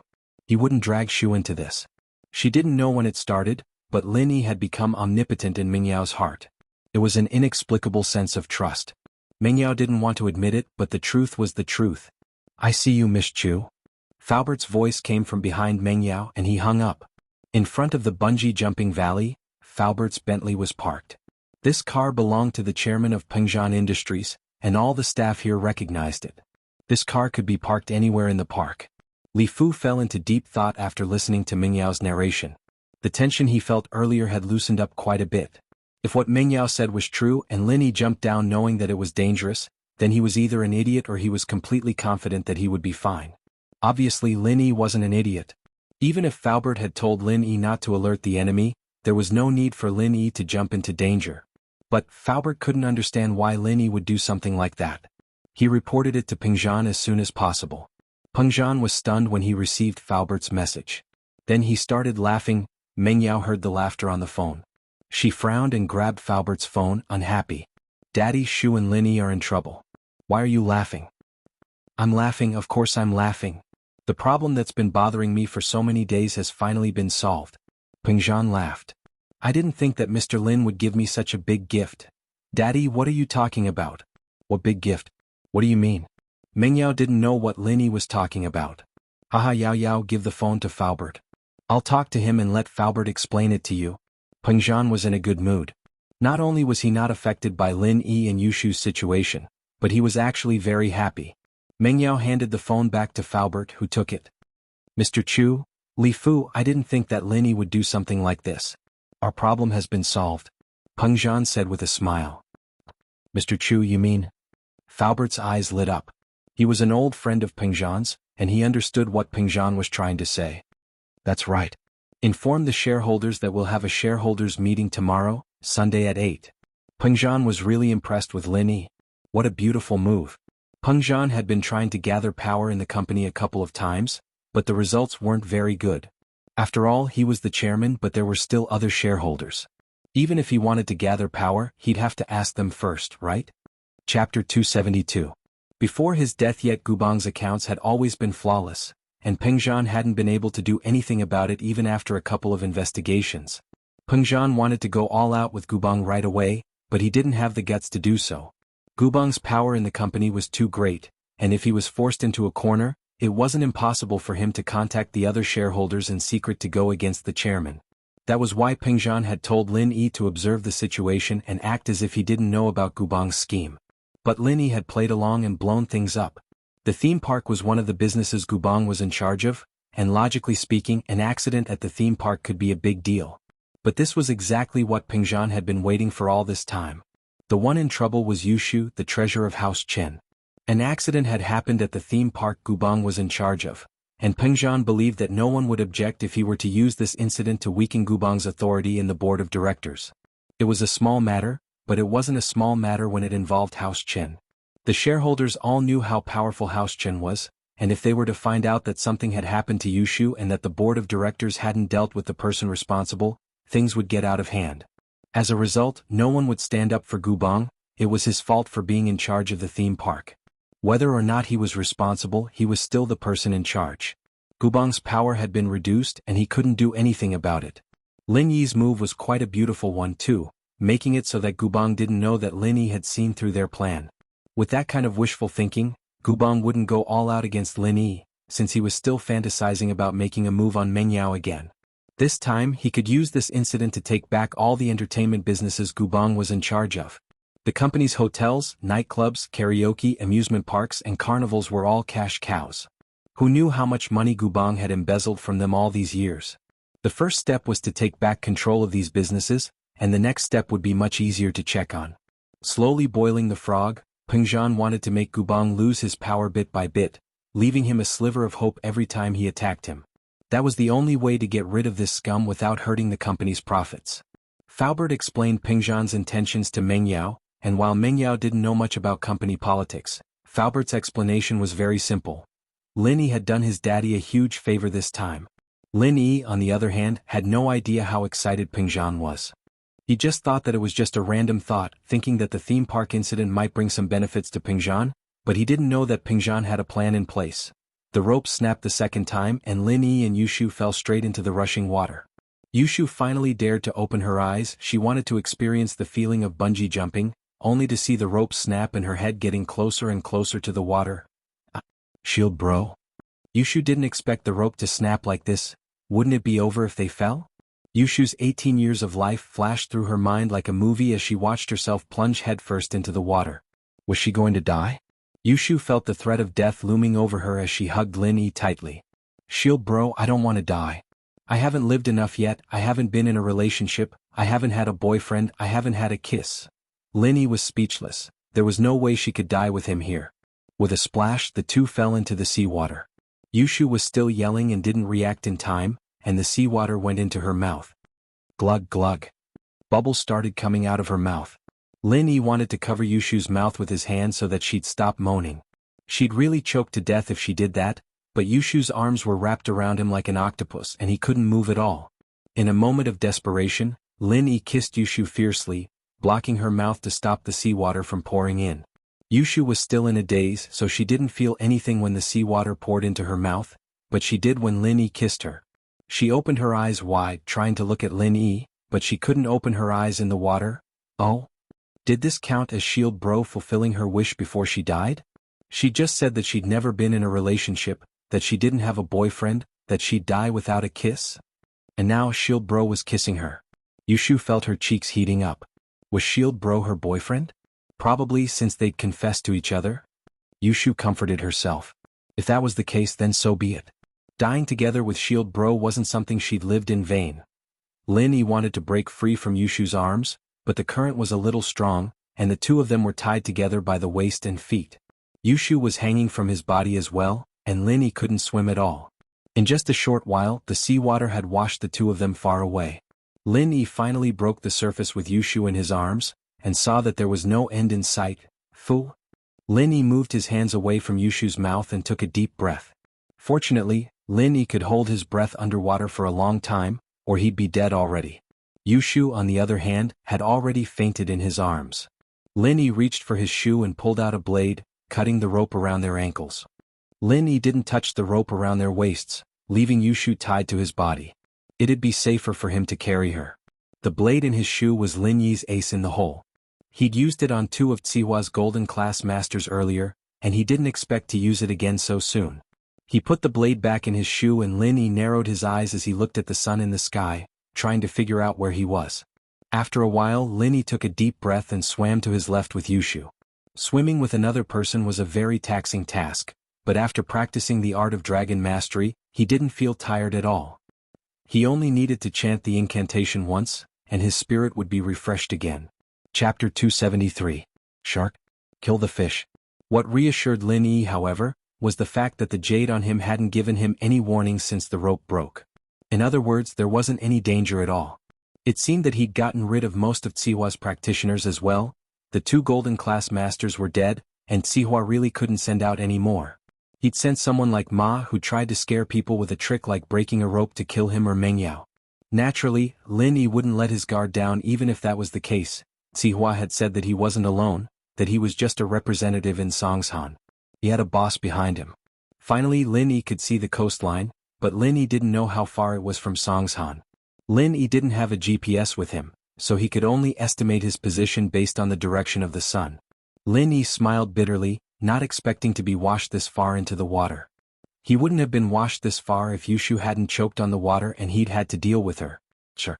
Lin Yi narrowed his eyes. There was a shark closing in on him not too far away. Lin Yi frowned. Normally sharks wouldn't attack humans unless they were attacked or attracted by blood, since human flesh wasn't that tasty to sharks. Sharks would usually ignore humans if they weren't starving or stimulated by blood. Of course, this was only under normal situations. There were a few exceptions to the rule, such as sharks that swam around in shallow waters, waiting for an opportunity to attack. Lin Yi couldn't tell if this shark had any intentions of attacking him yet, but Lin Yi maintained his speed as he swam towards the shore. If the shark was full, then it wouldn't attack him. It would swim away from him. There was no point in waiting for Lin Yi if it were to attack him. He'd deal with the situation as it came, and Lin Yi didn't think much of a shark. The dagger in his shoe appeared in Lin Yi's hand once more as he swam through the water. Unfortunately for him, the shark seemed to have made Lin Yi its target. It swam towards Lin Yi as if it had smelled its prey. Lin Yi wasn't as fast as a shark, no matter how strong he was. Lin Yi didn't slow down as he calculated the distance between him and the shark. He only stopped when he was a few hundred meters away. The shark was only a few dozen meters away from him. As the overlord of the sea, the shark obviously didn't put Lin Yi in its eyes. In its eyes, Lin Yi had become its prey. Waves were getting stronger and stronger, rising and falling from behind Lin Yi. The shark was getting closer and closer to Lin Yi. This great white shark that was as big as a car opened its bloody mouth, ready to launch the first round of attacks on Lin Yi. Lin Yi's left hand subconsciously pulled Yushu, telling her not to get out of his control. In fact, Yushu's limbs had been tightly wrapped around Lin Yi's body, and Lin Yi just wanted to make sure that he could deal with the shark in peace. With the blade in his right hand and his left hand clenched into a fist, Lin Yi's eyes were fixed on the great white shark. Fu dash, a wave surged and the shark rushed towards Lin Yi. Lin Yi didn't dodge, but floated in the water without moving, waiting for the shark to attack. The shark probably didn't expect its prey to stop moving. This kind of situation rarely happened. The prey's first reaction after being targeted was to run, but Lin Yi stopped, and this made the shark a little hesitant. The shark's intelligence was relatively high in the sea, and when it encountered something unusual, it naturally wouldn't attack blindly. After seeing that Lin Yi stopped moving, the shark also slowed down, but it didn't seem to care about Lin Yi, a creature that was much smaller than it in its eyes. Although it slowed down the speed of approaching Lin Yi, it didn't give up the intention to attack Lin Yi, but its speed was a little slower. In an instant, the shark suddenly rushed towards Lin Yi. Perhaps it had lost its patience, but at this moment, Lin Yi also made his move, swinging his left fist at the shark's nose. This was one of the most vulnerable parts of the shark's body, and Lin Yi knew this weakness like the back of his hand. Peng dash, with Lin Yi's strength, if this punch hit a person it might be able to kill a normal person. Although it couldn't kill the shark, it was enough to make the shark's head tilt to the side. The shark was in pain, but this aroused its blood even more. Its cheeks turned and it opened its mouth to bite Lin Yi. But unfortunately Lin Yi didn't give it this opportunity. He inserted a knife into the shark's gills, cut up and down a few times inside, and then quickly swam to the side. The shark struggled in the water a few times and then it stopped moving. It slowly floated on the surface of the sea, losing its former majesty. The gills were one of the fatal parts of the shark, and Lin Yi was already familiar with it. This shark was killed by Lin Yi, and Lin Yi naturally wouldn't waste it. Who knew where he would land in a while? Shark meat wasn't too tasty, but it was more than enough to fill his stomach in case he got hungry. This was survival in the wild. Lin Yi untied the rope from his leg and put it on the shark's tail, dragging it towards the shore. He didn't feel anything at all, even though it was a weight of this magnitude. Lin Yi could swim in the water even when his hands and feet were tied with iron during training. Pho. Lin Yi climbed up the shore and threw the shark to the side. His priority was to wake Yushu up first.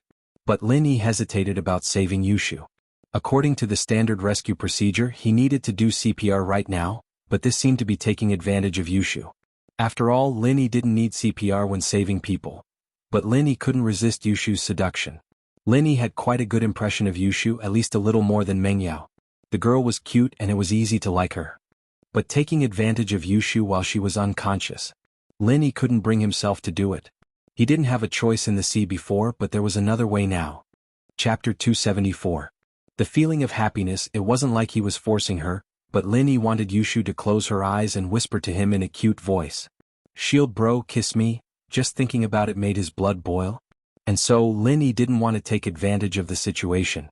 It was the same reason Lin Yi wanted to see what was going on in Yushu and Ming Yao's room, but he didn't do it. He placed Yushu on his thighs and pushed her down, massaging a few acupoints on her back. Even so, Yushu's soft body was enough to make Lin Yi's imagination run wild. Wah! Yushu spat out all the seawater she'd swallowed earlier under Lin Yi's massage. She started coughing as Lin Yi patted her back gently until her breathing returned to normal. "Shield bro? I'm not dead?" Yushu raised her head, looking at Lin Yi, a little surprised. "Or are we dead and this is heaven?" "You're not dead, but this isn't heaven," Lin Yi said, finding it funny. Yushu lying on top of him was very comfortable, but Lin Yi didn't want to take advantage of her. Yushu wasn't his girlfriend after all. Lin Yi wouldn't hold back if it had been Tang Yun. "I'm not dead? So you're the one who saved me?" Yushu was very excited at Lin Yi's words as she climbed up from Lin Yi's body.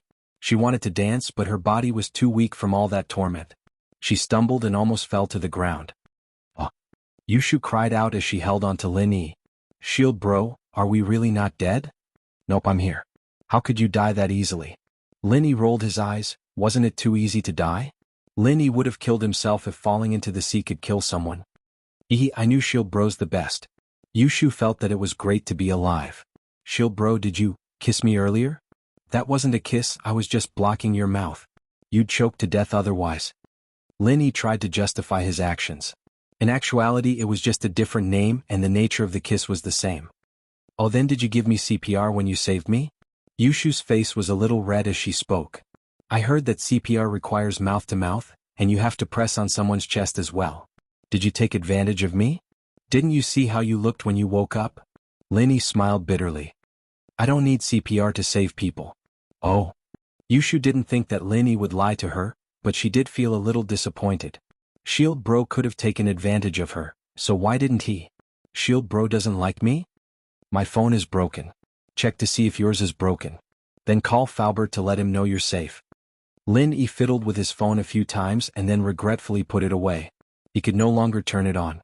After being submerged in seawater for so long, most electronic products would be ruined. "Mine? I didn't bring my phone, I gave it to Yao Yao before I bungee jumped." Yushu said. "Who cares, it's fine as long as we're alive." "Shield bro, I'm a little hungry, is there anything to eat?" Lin Yi really didn't know what to say. He was starting to understand Ming Yao's pain a little. This bestie of hers was simply too supportive and not just a little supportive. But Lin Yi didn't say anything. Yushu and Ming Yao hadn't eaten anything yet, and after all that, they'd vomited out the last bit of stomach acid they had. How could they not be hungry? Yushu looked left and right, but regretfully realized that there was no one here. It was a barren land. This was a danger zone and sharks often appeared here. It wasn't developed into a tourist spot, so it was normal for there to be no one here. But Yushu's eyes stopped at the shark on the beach. "Shield bro, what's that? Dead fish?" "Shark," Lin Yi said faintly. "Shark." Yushu shrank her head subconsciously. She wanted to go check it out, but she didn't dare. "Shield bro, there's a shark here?" "Yeah, it almost ate you." Lin Yi smiled. "But I killed it." "Shield bro, you killed a shark? Oh really? You're so cool." Yushu didn't expect Lin Yi to drag her to the shore and kill a shark as well. He was so strong. "There's nothing to eat here, but there's a shark. If you want to eat it, I'll roast it."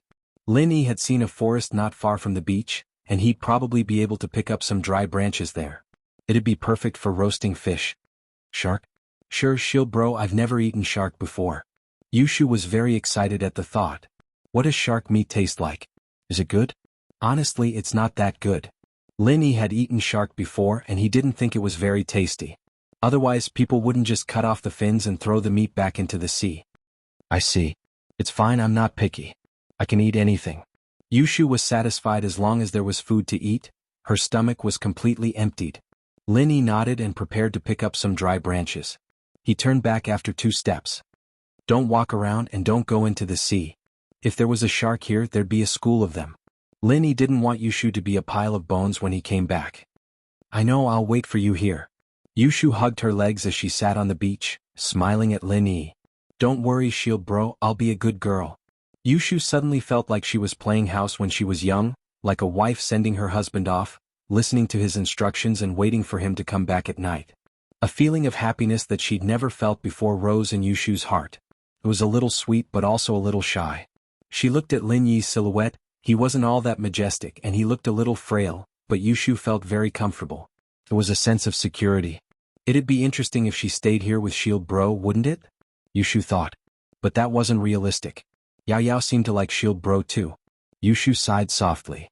Chapter 275. Chapter 275. Lin Yi and the caveman. Yushu shook her head as she stood up, not wanting to think about all that nonsense anymore. You're back, Shield Bro. Do you need my help? Yushu didn't want to be a parasite that only knew how to eat.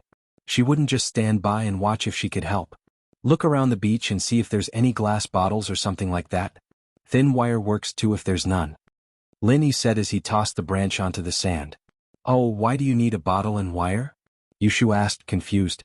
The bottom of the bottle can be used as a magnifying glass to start a fire, and the wire can be used to hang the fish. Linny explained as he went to clean up the shark. Yushu nodded. She'd learned all of this in physics class before, but she'd never thought about putting it to use. Still, Yushu asked, can't we start a fire by drilling wood? Yeah, but it's a pain in the ass. Linny said as he tossed the shark aside and started cleaning its innards. Yushu walked around the beach, not daring to go too far. She didn't find any glass bottles but only a couple of rusted wires. She didn't know which fishing boat it was from, but it had washed up here. Shield Bro, looks like you really need to start a fire by drilling wood.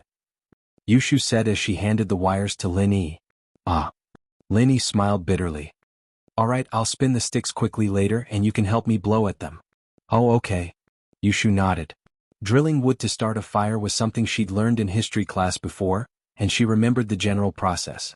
The branches were too brittle, probably because it hadn't rained in a long time. They couldn't take too much force and Linny found 2 of them, breaking them with a little force. Linny, you think it's fun to start a fire this way? Jiao Lao's voice sounded beside Lin Yi's ear all of a sudden. Jiao Lao? Lin Yi blinked, a bitter smile on his face. How am I supposed to start a fire if I don't do that? When you drill wood, just chant the first stage of the art of dragon mastery, and the energy in your body will be transferred to the wood in your hand. Jiao Lao said. That works? Lin Yi was a little taken aback, not expecting that energy in his body could do something like that. I've already told you. As long as you're in contact with something that needs energy, you'll transfer the energy from your body to it. Elder Jiao explained. I know that, but what I'm trying to say is, you can do that? Lin Yi was still in disbelief. Don't you know about the law of conservation of energy? Energy can change from one form to another, and the energy in your body is omnipotent and pure. It can be changed into the energy of anything in the world. Jiao Lao said with disdain. Lin Yi was speechless at Lin Yi's ignorance. Lin Yi didn't expect the energy in his body to be so useful. Can I use it to replace gasoline when the car runs out of gas? Nope. Jiao Lao poured a bucket of cold water on Lin Yi's head. The energy in your body can indeed be changed into the kinetic energy of the engine, but it can't be changed into gasoline. If you have the ability to connect your hand to the engine while the car is moving, you might be able to do that. Ugh. Lin Yi was speechless. It seemed like he was thinking too much. Still, the information Lin Yi had was enough to make him happy. According to what Jiao Lao said, Lin Yi channeled the art of dragon mastery and transferred the energy in his body to the wood through his hands. Fu. The branch in Lin Yi's hand caught fire all of a sudden, scaring Yushu, who was blowing at it. She almost burned her hair. Ah, that scared the hell out of me. Yushu quickly dodged to the side, patting her chest. Shield bro, that scared the hell out of me. How did the fire start all of a sudden? There's no warning at all. What kind of warning could there be? Linny himself was shocked as well. This fast? In fact, it was this fast. I've read in the history books that primitive people used to drill wood to start a fire. They'd smoke first and then the fire would start slowly. I didn't know it was this fast. Yushu wiped the cold sweat off her forehead. But maybe it's because you're too strong, Shield bro. You're even stronger than the primitive people. Linny wanted to ask, was that a compliment? This comparison really left one speechless. You add firewood, I'll go get the shark. Linny left things here to Yushu and walked over to the shark. He used a knife to cut the shark meat into small pieces and soaked them in the seawater. The goal was to wash off the mud and sand, and let the seawater seep in as well. That way the meat would have some flavor to it and wouldn't be completely tasteless.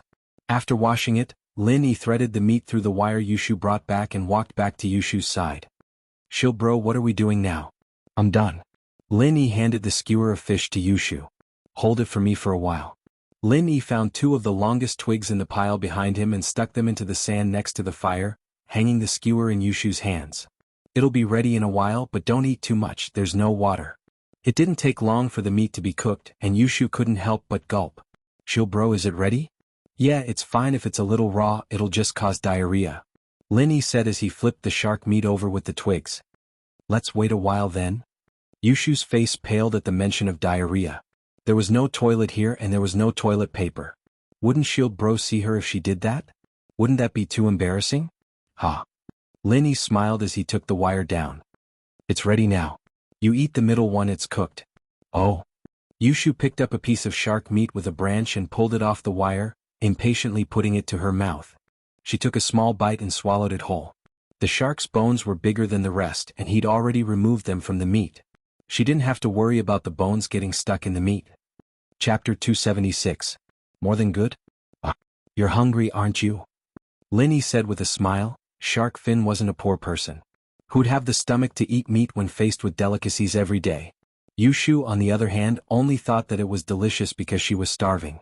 Shark meat wasn't as tender as the carp and crucian carp on the dining table after all. A lot of fishermen would just cut off the fins after catching a shark and throw it back into the sea. It was a little cruel, but it also proved that shark meat wasn't good to eat. Many of the cheapest fish balls on the market were made from shark meat because of the low cost. But Linny wasn't in the mood to eat shark fins, he'd rather have some meat instead. Yushu was a smaller eater, and as delicious as the shark meat was, she couldn't eat any more after 2 pieces. She sat on the side, clutching her stomach. I'm so full, but it's so good. Shield bro, let's take the rest of the shark meat home, let Yao Yao have a taste. Yushu didn't forget about Meng Yao at all, not forgetting about the good stuff. It was obvious that the two were close, despite their constant bickering. We'll have to get in touch with Faubert first. Linny said as he took out his phone's battery and put it on the sand. When the water on the phone's motherboard evaporated, before it was corroded by the rust, the phone could be used for a short period of time. Once the motherboard was completely corroded by the rust, the phone would be finished. This was something a friend of Lin Yi's told him a long time ago, and Linny decided to give it a try. Someone had gotten into an accident at the theme park's bungee jumping valley. It wasn't a serious case, and it wasn't under the jurisdiction of the criminal police. But Yushu was involved, and even the director had given the order. Lingshan had no choice but to come to the theme park herself to investigate the incident. She called the marine police for backup as she searched for witnesses, searching the waters nearby. To be honest, even a swimmer wouldn't have much of a chance of survival if they fell in with ropes tied around their waist and feet. How were they supposed to swim when their entire body was tied up? Lingshan paused when she heard that Linny was there as well. That man was there too? Lingshan didn't have a very good impression of him, but the man did help her out twice, once with the bank robbers and once with Heibao. Both times were huge contributions, and since Linny didn't want them, the credit naturally went to Lingshan. It gave Lingshan an indescribably weird feeling towards Linny. She wasn't really grateful, but she didn't want anything to happen to Linny. Captain Song. The coast police replied that there's no one within a kilometer radius. Should we expand the search area or? The one speaking was the captain of the first squad, Lu Wangli. Lingshan was the one who'd brought them here today. I'll ask for instructions. Lingshan sighed. If there weren't 2 people within a kilometer radius, then either they'd been washed away or they'd sunk to the bottom of the sea. Expanding the search area probably wouldn't help anymore. It'd be pointless if they kept searching. Director Chen's phone was busy, and it seemed like he was under a lot of pressure as well. The person who'd fallen in was Yushu, House Chen's precious granddaughter. One could only imagine the consequences if she were to die like this. Ling Shan dialed Huaijuan's number. Huaijuan had been promoted to the vice director position, and was in charge of the criminal and economic teams. Other than Director Chen, Huaijuan was Ling Shan's direct superior. "What's wrong, Song? What's up?" "I'm having a meeting in the province," Huaijuan said after getting the call. "Chem? You're not at the police station?" Ling Shan blinked, not expecting Huaijuan to be absent today. "You still don't know about the theme park? What happened at the theme park?" Huaijuan really didn't know what happened at the theme park. His phone was turned off during the meeting, and now that he was taking a break from the meeting, he turned it on to see if there were any urgent messages from his subordinates. Ling Shan called him not long after. "Yushu and your friend Lin Yi were bungee jumping when the rope snapped, and the two fell into the sea," Ling Shan reported. "I've contacted the Marine Police to help search a kilometer out, but they didn't find the two. The Marine Police asked if we should expand the search area but I personally think that the two were tied together and fell into the sea. Even if they know how to swim, they're probably dead. The odds are against him." Huaijuan repeated the 4 words oddly, not knowing what to say. He found it hilarious and didn't know what to say. Huaijuan's heart skipped a beat when he heard Yushu's name. It wouldn't be a small matter if something happened to Yu Tian's sister. But when he heard that Yushu fell into the sea with Lin Yi, he calmed down. Even he wouldn't die in a situation like this, much less Lin Yi. With Lin Yi there, Yushu would be safe for sure. Ling Shan, on the other hand, was thinking too much. "Yes, if we can't find them within a kilometer, then they're either washed away by the waves, or they've sunk to the bottom of the sea," Ling Shan said. "No matter which one it is, there's no hope of survival. Song, you can call the Marine Police back," Huaijuan said. "You're saying that we're giving up on the search?"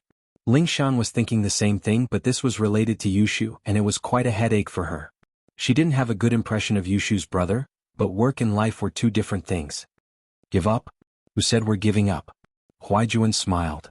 "But Captain Yang, didn't you tell the Marine Police to call them back?" Ling Shan blinked. "Calling them back doesn't mean we're giving up on the search," Huaijuan said. "I didn't tell you to call them back." "But Ling Shan didn't understand. "How are we supposed to search if the Marine Police can't find them?" "Who told you to search in the sea? Get your people to look for a speedboat and search along the coastline. Maybe you'll find them," Huaijuan said as he pointed out a shortcut. Chapter 277. "Still alive, you'll see," Huaijuan said with a smile. "Alright, Song, I'm going to a meeting now, so my phone's off. I'll call you later." "Oh, okay." Ling Shan didn't know what Huaijuan was talking about, but since he'd said so, she'd do as he said. She told the Marine Police to retreat, and borrowed a speedboat from Wang Li's men to start searching along the coastline. "Captain Song, we're searching here. The body shouldn't be floating here that fast, right?" Wang Li didn't understand. "It's Captain Yang's orders. Just keep your eyes open." Ling Shan didn't explain much, since she didn't quite understand what Huaijuan was suggesting. But Ling Shan respected Huaijuan the most in the police department. She'd follow his orders to the letter. Wang Li shut his mouth immediately upon hearing that it was the orders of the old captain, and the current vice director Yang. He, like Ling Shan, admired Huaijuan from the bottom of his heart. There had to be a reason why Huaijuan wanted them to do this. Yushu sat on the beach playing with the sand. She made a bunker out of the sand and dug a trap, having the time of her life. Lin Yi smiled as he looked at the playful Yushu. Only Yushu would be in the mood to play with sand at a time like this. Lin Yi picked it up after looking at the phone on the beach, plugged in the battery and turned it on. As expected, the phone turned on. It seemed that his friend had a point after all. Lin Yi dialed Huaijuan's number, but the phone was turned off. After some hesitation, Lin Yi dialed Ling Shan's number. Her phone rang and Ling Shan took it out. She thought it was Director Chen, but her eyes widened when she saw the name on the screen. What the hell? The caller ID on the phone was actually Lin Yi's name. Didn't he drown? Wang Li was a little surprised. He didn't know why Ling Shan wasn't picking up the call. "Captain Song, what's wrong?" "Oh, it's nothing." Ling Shan came back to her senses and quickly answered the phone. She was a police, she didn't believe in ghosts or anything like that. "Hello, Lin Yi?" Lin Yi waited impatiently for a long time, cursing the tigress in his heart for not picking up his phone. Who knew how long his phone would last? "Ling Shan, get someone to look into my phone signal and tell Faubert to come get me. I won't say anything else. I'll talk about it when I get back." Linny said and hung up the phone. Linny didn't know that Lingshan was searching for him as well. He thought that she would ask him all sorts of questions, but Linny didn't even dare use his phone right now. Who knew if it would shut down if he talked too much? Linny had a GPS app in his phone, but Linny couldn't guarantee that his phone wouldn't crash after he pulled it out. Who knew what would happen to a phone that had been soaked in water? He's not dead. Lingshan looked at her phone in disbelief. But Linny did call and he even asked her to look into his location. Lingshan was now sure that Linny was out of danger, but she didn't know where he was. What do you mean not dead? Wangli was a little puzzled. What was the captain talking about? Lu Wangli, call the tech department. Tell them to look into 152XXXX1234's location and report back to me. Lingshan said. Yes. Lu Wangli didn't get a reply from Lingshan, but that wasn't important. Since Lingshan had given him an order, naturally he wouldn't dare delay and carry it out immediately. Soon the coordinates of Lin Yi's phone were sent back to Lingshan, and she keyed in the coordinates into the GPS. She was surprised to find that Lin Yi was on a coastline 2 kilometers behind her. Lin Yi really was on the coastline and Huaijuan was right. Lingshan finally understood what Huaijuan was saying. Huaijuan was sure that Lin Yi wouldn't die, and that he would definitely swim to the coast. Lingshan frowned. It seemed like this Lin Yi kid did have some ability. Lingshan wasn't happy about it, but she had to admit it. Lin Yi seemed to be stronger than her. Just a little. Of course, Lingshan wasn't going to lose in terms of skills. After getting Lin Yi's coordinates, Lingshan called Lin Yi back impatiently, wanting to make sure that Yushu was fine. Lin Yi's phone rang twice however, and was mysteriously hung up. Lingshan tried calling again, only to hear that the phone had been turned off. Lingshan was a little annoyed and helpless. Why didn't he pick up? However, she also knew that Lin Yi's phone might have run out of battery, or else he wouldn't have called her in such a hurry. He'd hung up after giving her a vague explanation.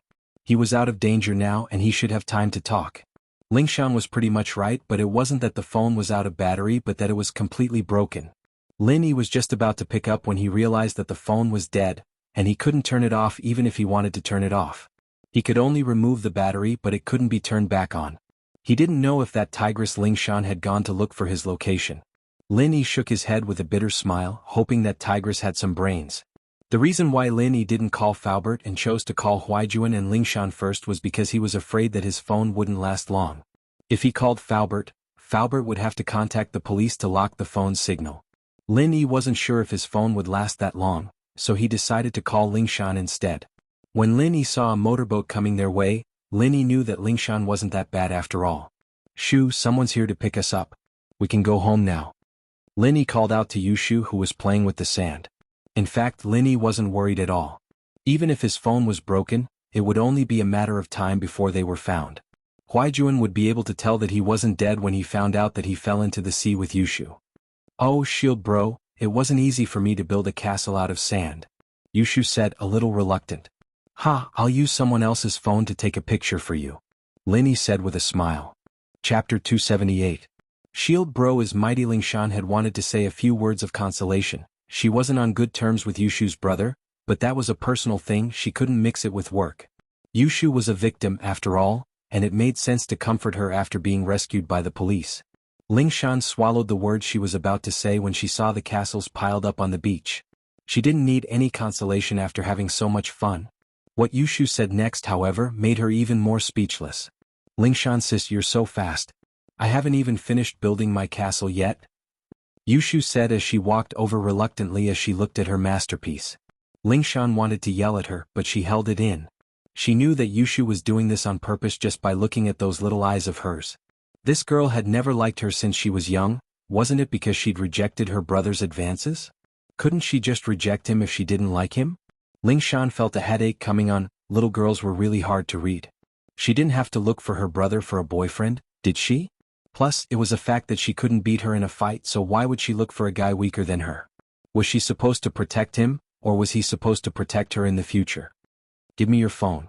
Lingshan was just getting annoyed when Lin Yi asked for her phone. Chem? What for? Lingshan paused but still handed the phone over to Lin Yi. She tried calling him earlier but his phone was turned off. She subconsciously assumed that his phone was out of battery and she was borrowing it to make a call.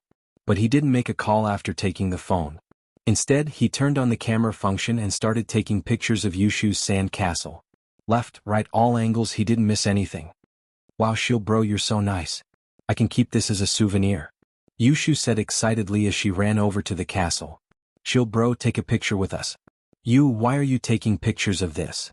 Lingshan wasn't expecting Lin Yi to use her phone for something like this. She was furious. Lin Yi, do you have nothing better to do? Send the pictures to me when you get back or send it to my mailbox. Lin Yi didn't answer her question as he handed the phone back to her. No time. Lingshan was about to explode. Taking pictures of Yushu with her phone was one thing, but taking pictures of a bunch of castles? If she cooperated with him and sent the photo over, what would happen to her? Lingshan had always had a strong image in the courtyard, acting like a proud princess no matter who she was facing. Yushu never got along with her because of Yu Tian, so why would Lingshan send her a photo? If he did, where would his face be? No time, right? Alright, next time you come looking for me, you'll have to think about whether or not I have the time. Lin Yi shrugged nonchalantly, turning around to leave. Lingshan gritted her teeth and stomped her feet on the sand, spitting out 2 words. I'll be rich. Ah. Lin Yi smiled. He knew this tigress would give in. Yushu, on the other hand, had her eyes wide open as she looked at Lin Yi and Lingshan in disbelief. Yushu had asked Lin Yi to take a photo with the sandcastle just to piss off Lingshan. As far as she was concerned, with Lingshan's temper, there was no way she'd send the photo to her. Even if Yushu were to ask about it, Lingshan would only say that she'd accidentally deleted it. So when Lin Yi asked Lingshan to send the photo, Lingshan saying no time was within Yushu's expectations. Yushu didn't think that there was anything wrong with it.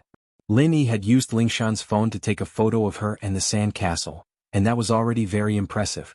Who would dare use her phone to do something so senseless? Even his big brother Yu Tian wouldn't dare do something like that. From a certain point of view, Shield Bro was very powerful. He took Lingshan's phone and took some senseless pictures, and Lingshan didn't beat him up, only saying that she didn't have time was already giving him a lot of face. Just when Yushu was about to praise Shield Bro for being so powerful, something unexpected happened. Lingshan actually agreed to send the photo, all because of one sentence from Shield Bro. Shield Bro, you're too amazing. Yushu really wanted to hug and kiss Lin Yi. All the pent-up anger she'd been suppressing for so many years was finally vented. She'd thought that no man could handle Lingshan, but Shield Bro did it so easily. The rumors about Lingshan doing that thing to Lin Yi in the hospital. Could it be true? Yes, it seemed very possible now. Why else would Lingshan be so obedient? Geez bro, looks like you'll have to give up, but it doesn't seem like you can handle her. Might as well give her to Shield Bro. Yes, if Uncle Chu really is looking for a son-in-law, then Yao Yao will be Shield Bro's main wife, and I'll be Shield Bro's second wife, and Lingshan can only be a maid. Lingshan was so angry that she almost turned into a frog. Of course, she knew what Yushu was happy about, but there was nothing she could do about it.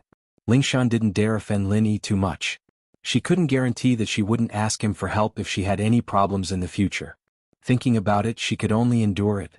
Hey Tigress, come help move the shark. Lin Yi said casually. Tigress? Tigress? Lingshan thought that her ears were messed up. Someone actually dared to call her Tigress? Wah. Yushu froze as well. That Shield Bro was a little too much. Lu Wangli stood at the side wanting to laugh but not daring to. He gave Lin Yi a thumbs up in his heart, wondering what was the relationship between Lin Yi and Captain Song. Not only did he take Captain Song's phone and take a bunch of random sandcastles, he even dared to call Captain Song Tigress. Lin Yi, what did you call me? Lingshan grabbed at Lin Yi, no longer able to hold back her anger. She just wanted to teach him a lesson. This guy was too much. Did he really think that she wouldn't be able to solve the case without him just because he had some skills? She was the champion fighter in the police station. How could she let Lin Yi bully her? Captain Song, don't do anything rash. Lu Wangli jumped when he saw that Lingshan was about to hit Lin Yi. He knew how strong Lingshan was. Even the highly trained officers in the Songshan police station were rarely her match, let alone normal people. Chapter 279. Lingshan, stop messing around. As a result, Lu Wangli was a little scared seeing Lingshan about to make a move on Lin Yi. Lin Yi and Yushu were drowning people, and not only was he not going to comfort them, he was going to make a move on them. Wouldn't he be in big trouble if his superiors found out? Lingshan was really pissed off. No one had ever called her a tiger girl in her entire life, and now Lin Yi was calling her a tiger a couple of times. How could she not be angry? She didn't care about the consequences and threw a punch at Lin Yi's back. A normal person would have been knocked out cold by that punch. Lin Yi smiled, not dodging. Girls had a little temper after all, and Linny was a man who didn't fight with women. He let her have it since Linny really did call her a bad nickname. Linny was actually just thinking about it and he didn't know why he just blurted it out. Bang! Lingshan's punch landed on Lin Yi's back. Lu Wangli closed his eyes. The guy was probably done for. But then, something unbelievable happened. Lin Yi turned around with a smile. Alright Lingshan, stop messing around. Help me move the shark. Lingshan? Lin Yi called her Lingshan? Lingshan was a little dumbfounded. A man calling her that intimately. If it were the old Lingshan she would have exploded a long time ago, but now, she really didn't know what to do. Lingshan knew very well how much strength she'd put into that punch and she was regretting it a little. Even if Lin Yi was a golden class, getting punched by her would have been quite painful, but Lingshan's punch felt like she'd punched cotton. It was soft and she didn't feel anything at all. As for Lin Yi, he didn't seem to feel the force of the punch at all. He even told himself to stop fooling around. Lingshan, however, knew that the punch was real. She just didn't know how Lin Yi had neutralized it. Lingshan was shocked. Just where did this man come from? Why didn't he feel anything when I punched him? Lingshan was surprised, but Wang Li and Yushu were even more surprised. Lingshan's punch landed on Lin Yi's body.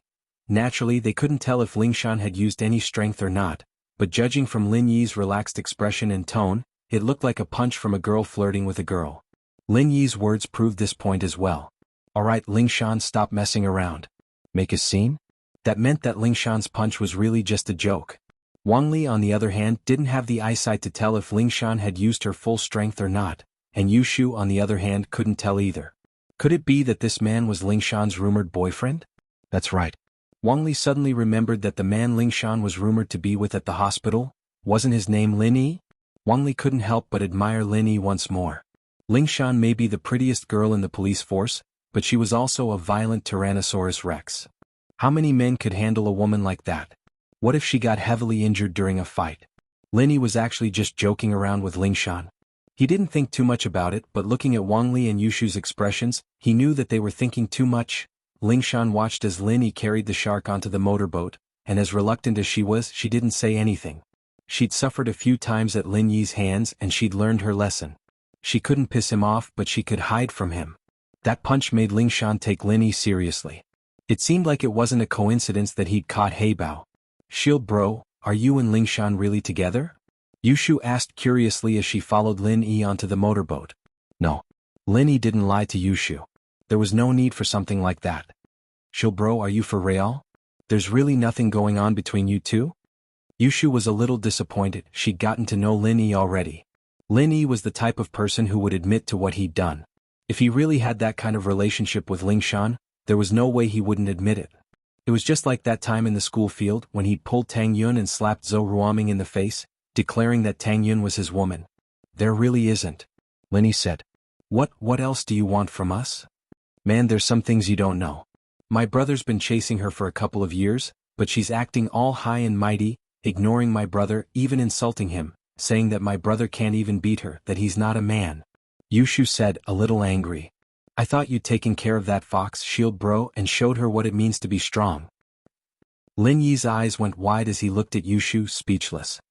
Since when did she become a fox? She was in the hospital? Not with you. Yushu was usually a good talker, but she couldn't help but feel a little embarrassed talking about this. Actually, it's not what you think. Lin Yi smiled bitterly. I had an injury on my leg that day and she just wanted to punish me a little, so she went to press on my wound. I see. Yushu nodded understandingly. It seemed like she'd misunderstood Lingshan, thinking that the girl was getting horny after all. But it was a fact that she was afraid of Shield Bro.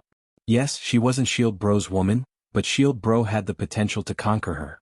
Not bad, at least she'd gotten her revenge. Yushu comforted herself. Lingshan heard Lin Yi and Yushu's mumbling in the back. Fortunately, Lu Wangli was driving the boat, and she was the only one close to them. It'd be so embarrassing if someone else heard it. Lingshan really wanted to strangle the girl when she heard Yushu call her a fox. How did she become a fox? She'd never had a scandal before. Okay. Wait. No. Yushu's next sentence was about her scandal, wasn't it? News of her and Lin Yi at the hospital had spread all over the station, and her colleagues had been looking at her weirdly for the past few days. Lingshan of course knew what they were thinking. They'd all think that a violent girl like her would do something like that for a man? What a fantasy. She was just about to turn around and explain to Lin Yi before he ruined her reputation when Lin Yi told Yushu everything about their relationship. Lingshan wasn't expecting this at all. This guy was actually quite honorable, he didn't use this opportunity to slander her. Lingshan didn't know what to say about Yushu's childish thoughts. She rejected her brother and this was how she got back at her. Chapter 280. Friends. Mengyao wasn't as worried as before after listening to Falbert's explanation and her father's comforting words, but it would be a lie to say that she wasn't nervous at all. Mengyao had been restless ever since she got home. After all, Yushu was her bestie from a young age. Her bestie. How could she not be worried? And that Lin Yi too. She didn't know if he was in any danger. She didn't like him but she didn't want anything to happen to him. Mengyao didn't know why, but perhaps Lin Yi was her employee, and she didn't want anything to happen to him. It didn't take long for Lin Yi and Yushu to return safely, driven by Lu Wangli. Lingshan handed the task of escorting Lin Yi and Yushu to Lu Wangli as soon as she got back to the police station.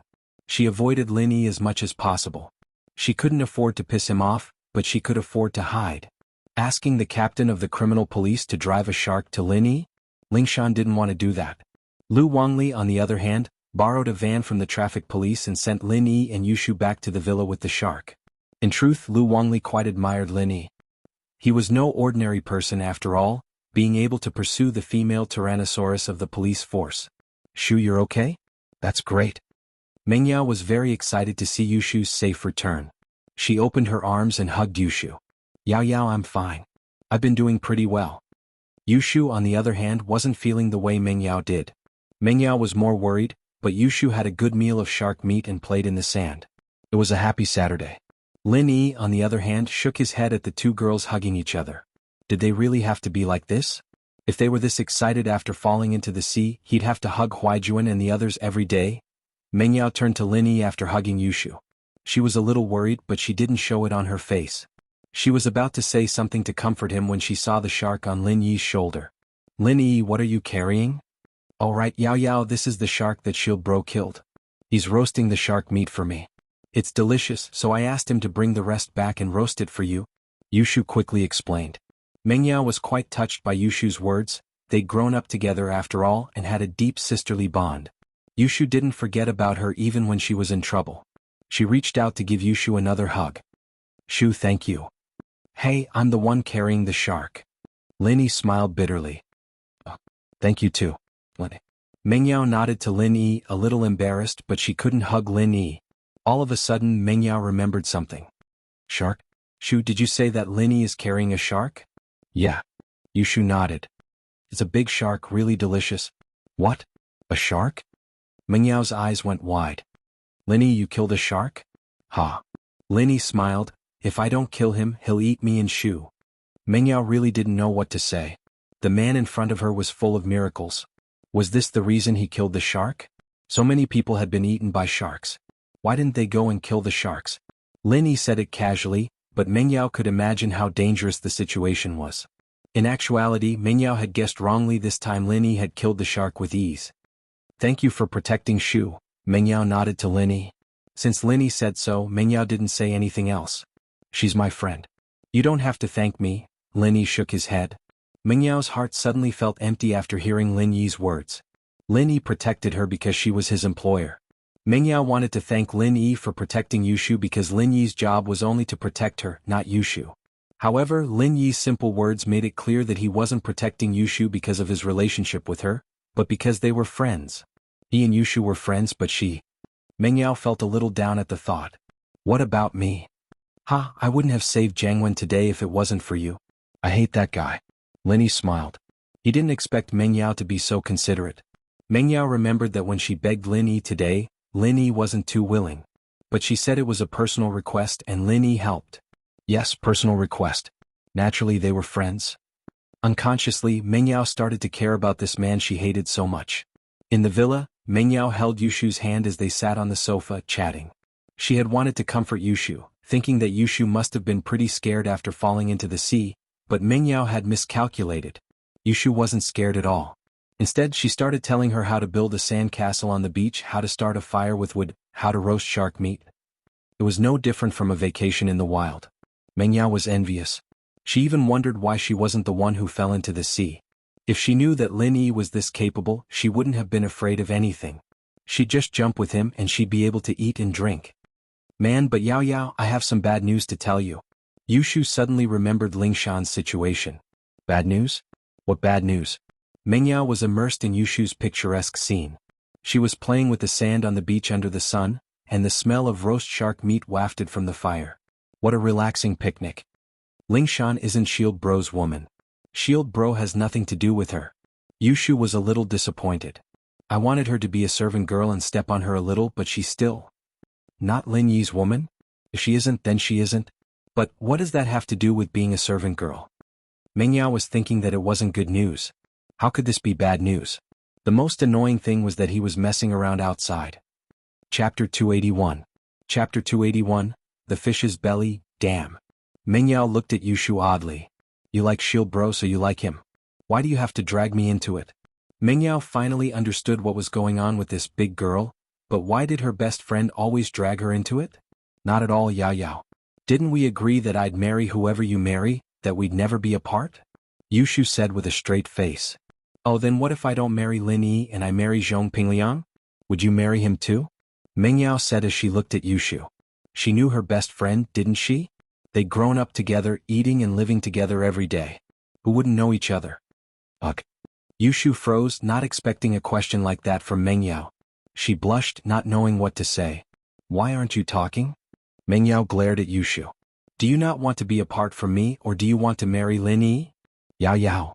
Yushu started swinging Meng Yao's arm. Of course I don't want to be apart from you, humph. Meng Yao humphed as she looked at Yushu. Yushu blushed, feeling a little guilty. Alright. You should at least marry someone you like. That Zhong Pingliang's too annoying. Tell me the truth? So you like Lin Yi? Meng Yao asked. Nah, I just think he's okay. I don't hate him. Yushu explained. Little liar. Meng Yao poked Yushu's forehead. Don't worry, I won't marry him. You can marry him yourself if you want. Oh. Yushu didn't really care. She felt that Yao Yao never meant what she said. Lin Yi was cleaning up the shark in the kitchen. Shark meat wasn't very tasty, and Meng Yao would probably think it was just SOSO after tasting it. But since she'd already gotten it back, Meng Yao wouldn't give up until she tried it. He'd only cleaned up a bit on the beach, slicing off a few pieces of meat from the shark's tail. It was enough for him and Yushu. Now that he had thrown the shark from the middle, Lin Yi could only sigh at how huge the shark was. Clang. A crisp metallic sound rang out. The saber in Lin Yi's hand seemed to have touched metal. Lin Yi was startled. Was there something else in the shark's stomach? It had long been said that when someone salvaged a shark, they would take out rings and other jewelry from the shark's belly. Many of them were eaten together with the shark when it was eating people. However, the rings could not be digested, so they remained in the fish's belly. Could it be that he had also won a prize? Lin Yi quickly threw the shark away and took out the foreign object in the shark's belly. But it was obvious that it was not a ring, nor was it some jewelry. This was because the size of the foreign object was very big. Not only was it very big, but it was shockingly big. When Lin Yi took it out, he couldn't help but be shocked. It was a small device that looked like something that controlled a motor, and there was a big airbag behind it. It seemed to be a remote control device similar to a balancer, but it was covered in rust. From the degree of corrosion, it should have been there for a long time. This was a shark that had been trained and modified by someone.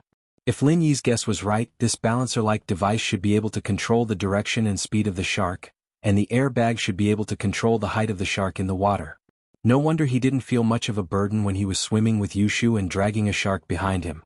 It turned out that it was more like dragging an inflatable raft. But who modified this shark? What was the purpose of this modification? It was obvious that this control device had lost its function.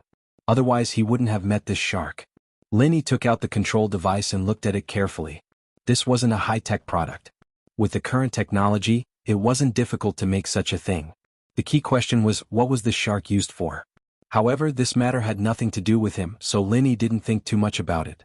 He was about to throw the control device aside when he suddenly found that there was a small door at the bottom of the control device that could be opened. Lin Yi pulled it and the small door was locked. There was a keyhole on it and it should be an ordinary key. Lin Yi found a toothpick in the kitchen and picked it back and forth a few times, and the small door opened. A small box sealed with a plastic sheet fell out, and Lin Yi picked it up casually. The small box wasn't exquisite, but it was very tight.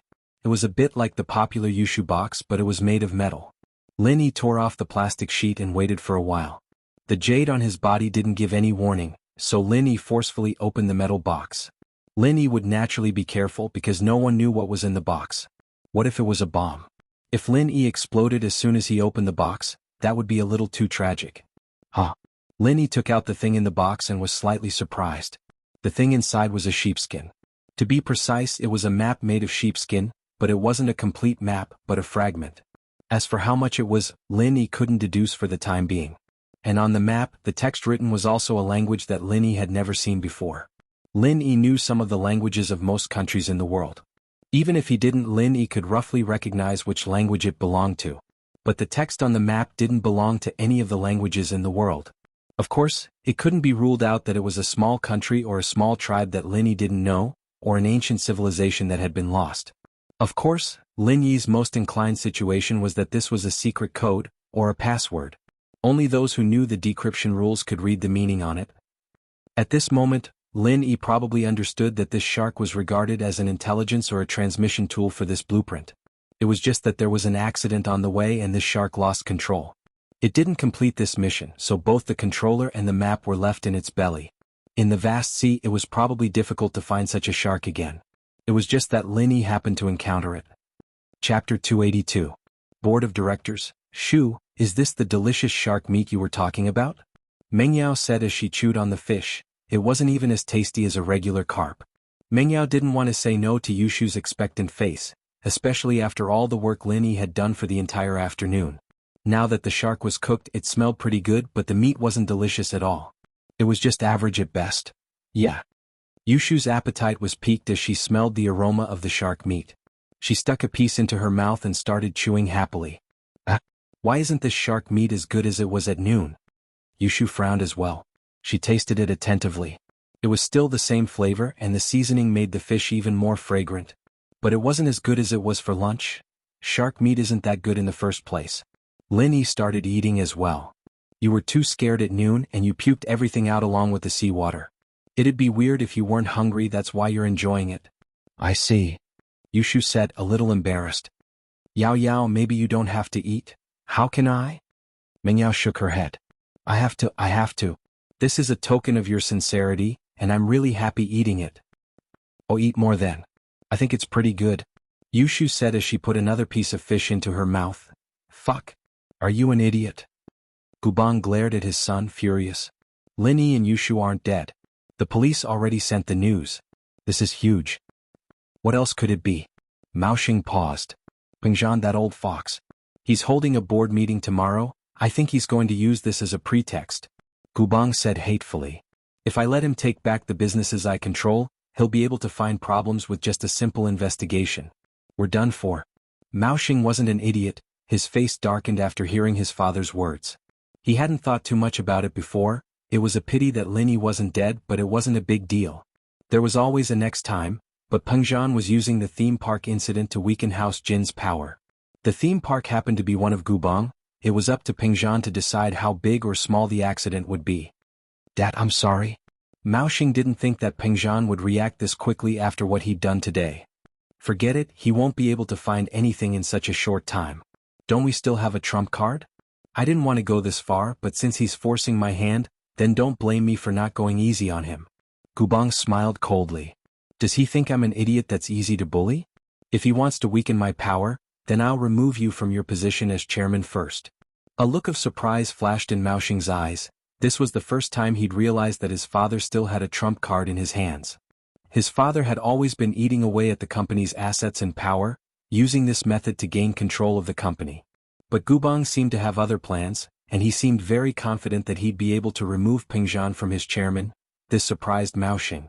Dad. Mao Xing was about to ask something when Gubang cut him off with a wave of his hand. Don't ask so many questions, just focus on what you're doing. Gubang said. Right, did you take care of the guy who brought them bungee jumping? Maha? I've already hinted to Zhang Yuzhou to get rid of him. Mao Xing said. Don't worry, Dad, no one will be able to trace today's incident back to us. Won't they? That old fox Pengzhan didn't even think about investigating. Gubang smiled coldly. I underestimated him. He actually called the police and told them to stop investigating since Yushu and Lin Yi were fine. It's obvious that he's trying to pin the blame on House Jin. Mao Xing didn't know what to say, he was the one who'd done it in the first place. Wouldn't House Jin be done for if there was a problem? It was Sunday morning and Pengzhan Industries called for an emergency meeting. Gubang sat beside Pengzhan with a cold face. He was the second shareholder of the company, the vice chairman. It was only right for him to sit there. All right, everyone's here. We'll start the meeting now. Pengzhan didn't waste time with pleasantries, getting straight to the point. As you all know, there was a vicious accident yesterday at the theme park under our company. The victim was my daughter's good friend Yushu. If something were to happen to her, our entire Pengzhan Industries wouldn't be able to escape the blame. I'm sure everyone here knows about Yushu's background. It wasn't much of a secret, the shareholders all knew about it, and so they all nodded at Pengzhan's words. Indeed, if something were to happen to Yushu, it'd be a huge problem. Fortunately, Yushu's fine, and the police rescued her. Pengzhan said. So, it's obvious that we've been negligent in our management. If we'd been more careful with the bungee jumping ropes, this wouldn't have happened. Gubang listened to Pengzhan's words coldly as he tried to come up with a countermeasure. He wouldn't use his trump card unless it was absolutely necessary. Doing that would achieve his goal in the shortest time possible, but it'd be hard to convince the people even if he were to take the chairman's position. If he were to give away the entire real estate company, none of the shareholders would support him. He couldn't just do things his way. He needed to slowly gather his power and merge it all together. I don't want to look into anyone's responsibility. The theme park may be managed by Vice Chairman Jin, but I don't think you'd want something like this to happen, would you, Vice Chairman Jin? Pengzhan asked. Of course. No one would want an accident like this to happen. Gubang replied faintly. He was smiling coldly inwardly. Not looking into anyone's responsibility? His intentions weren't in the bar. Chapter 283. Chapter 283 Changes in the board. Guangbo was the third largest stockholder of the company, the one with the most power after Pengzhan and Jin Maoxing. There shouldn't be any objections from the other shareholders when Pengzhan suggested that he take over the entertainment business. Raising their hands against Pengzhan's suggestion would get them into Gubang's good graces, but they'd be offending both Guangbo and Pengzhan at the same time. The other shareholders wouldn't be able to make a decision like that. It was a smart move Pengzhan had made as well, transferring power to another major stockholder, leaving Gubang and the other shareholders with nothing to say. It was a flawless move. But while it was a smart move, Pengzhan had miscalculated. Gubang paused at the suggestion, but his heart was bursting with joy. Pengzhan, you old fox. You've been plotting to weaken my power all this time, but now? If you'd really forcefully taken back my power, the board would have approved it. After all, you're the chairman, and the other shareholders wouldn't be able to go against you. At most, you'd just leave a strong impression. But now you're giving the entertainment business to Guangbo? Ah! Gubang almost laughed out loud. This Guangbo was the ultimate trump card of his side, the final trump card. In actuality, getting this trump card was a complete fluke. If Pengzhan had made his move a few days earlier, Gubang really wouldn't have been able to do anything about it. After all, he hadn't been friends with Guangbo back then. But now Guangbo needed his help. Without his help, he wouldn't be able to have a son. Guangbo had a son abroad, spending his days in casinos and gambling. Not only did he owe a lot of money, but he'd also gotten into a drug habit, owing hundreds of millions of yuan to loan sharks. Guangbo was the third largest stockholder of the company, but he didn't have a lot of cash on hand. Most of his assets were stocks and real estate, and it was impossible for him to take out hundreds of millions of yuan to pay off his son's debt. But the money had to be returned. His son was abroad, under the control of a local gang. If he didn't get the money in a month, they'd break his son's arms and legs. Guangbo had no choice but to use his position as the supervisor of the company's finance department to embezzle a sum of money and return it when he had enough. Although he was in charge of the finance department, it was impossible to use such a large sum of money without the signature of the chairman or vice chairman. He didn't dare tell Pengzhan, so he could only place his hopes on Gubang. Naturally, he didn't dare say it out loud either. He'd only mentioned it to Gubang in a roundabout way, not expecting the two to hit it off so well. Gubang didn't have any other requests. He only hoped that Guangbo would help him when he needed it. Guangbo knows this is what they call choosing sides. Normally, the three major shareholders of a company are relatively independent, and if any two shareholders are too close, it will be a threat to the other shareholders. However, Guangbo had no other choice. His son's life was more important than anything else. If his son died, everything would be over. No matter how much money he earned, it would be useless. He had already lived for more than half of his life. How much more could he spend in the remaining days? Wouldn't it still be left for their children and grandchildren? He'd lost his son, not to mention his grandson. And so, Guangbo made a difficult decision. He'd completely side with Gubang. He knew very well what that meant. Gubang's request was a clear signal to Guangbo that he was ready to fight for power with Peng Zhan. Guangbo didn't expect that Peng Zhan would make things difficult for Gubang so soon, and that he'd be the one to benefit from it. Guangbo wouldn't have rejected something like this in the past, but he didn't dare accept it now. He'd already formed an alliance with Gubang. He had to consider Gubang's interests at all times. He raised his head to look at Gubang. Gubang was looking back at him, and he nodded subtly to show that he understood. Gubang's smile deepened as he continued Peng Zhan's words. Haha, Chairman Chu's words do make sense, but I won't say anything since this concerns me. Peng Zhan paused after listening to Gubang. He'd thought that Gubang would be the first to jump out and object, but he'd chosen to remain silent and give up. Then this attitude was a little ambiguous. Could it be that Gubang didn't have anything on the entertainment side, and wasn't afraid of Peng Zhan catching him? Peng Zhan frowned. Something must have gone wrong in the board meeting. But he couldn't figure out what the problem was either. Since Gubang didn't object, the other board members naturally didn't object to Peng Zhan's suggestion. No one would want to offend Peng Zhan if you didn't object to it yourself. And so, without a doubt, the board of directors approved Peng Zhan's suggestion to lighten Gubang's burden. Haha, since there's no objection, then we'll leave the entertainment side of the company to Chairman Xie. Peng Zhan wasn't expecting the board meeting to go so well. It was a little odd, but weakening Gubang's power was still a good thing. Chairman Chu, as the person involved, shouldn't I make a suggestion? Guangbo spoke up faintly. Oh. Peng Zhan paused, his heart skipping a beat. What do you want to say, Chairman Xie? Haha, I don't think there's a need to hand over the entertainment side of things to me, is there? Guangbo said calmly. We can't completely deny Chairman Jin's achievements and abilities just because of a small incident. The entertainment side of the company still has tens of millions of profits under Chairman Jin's management.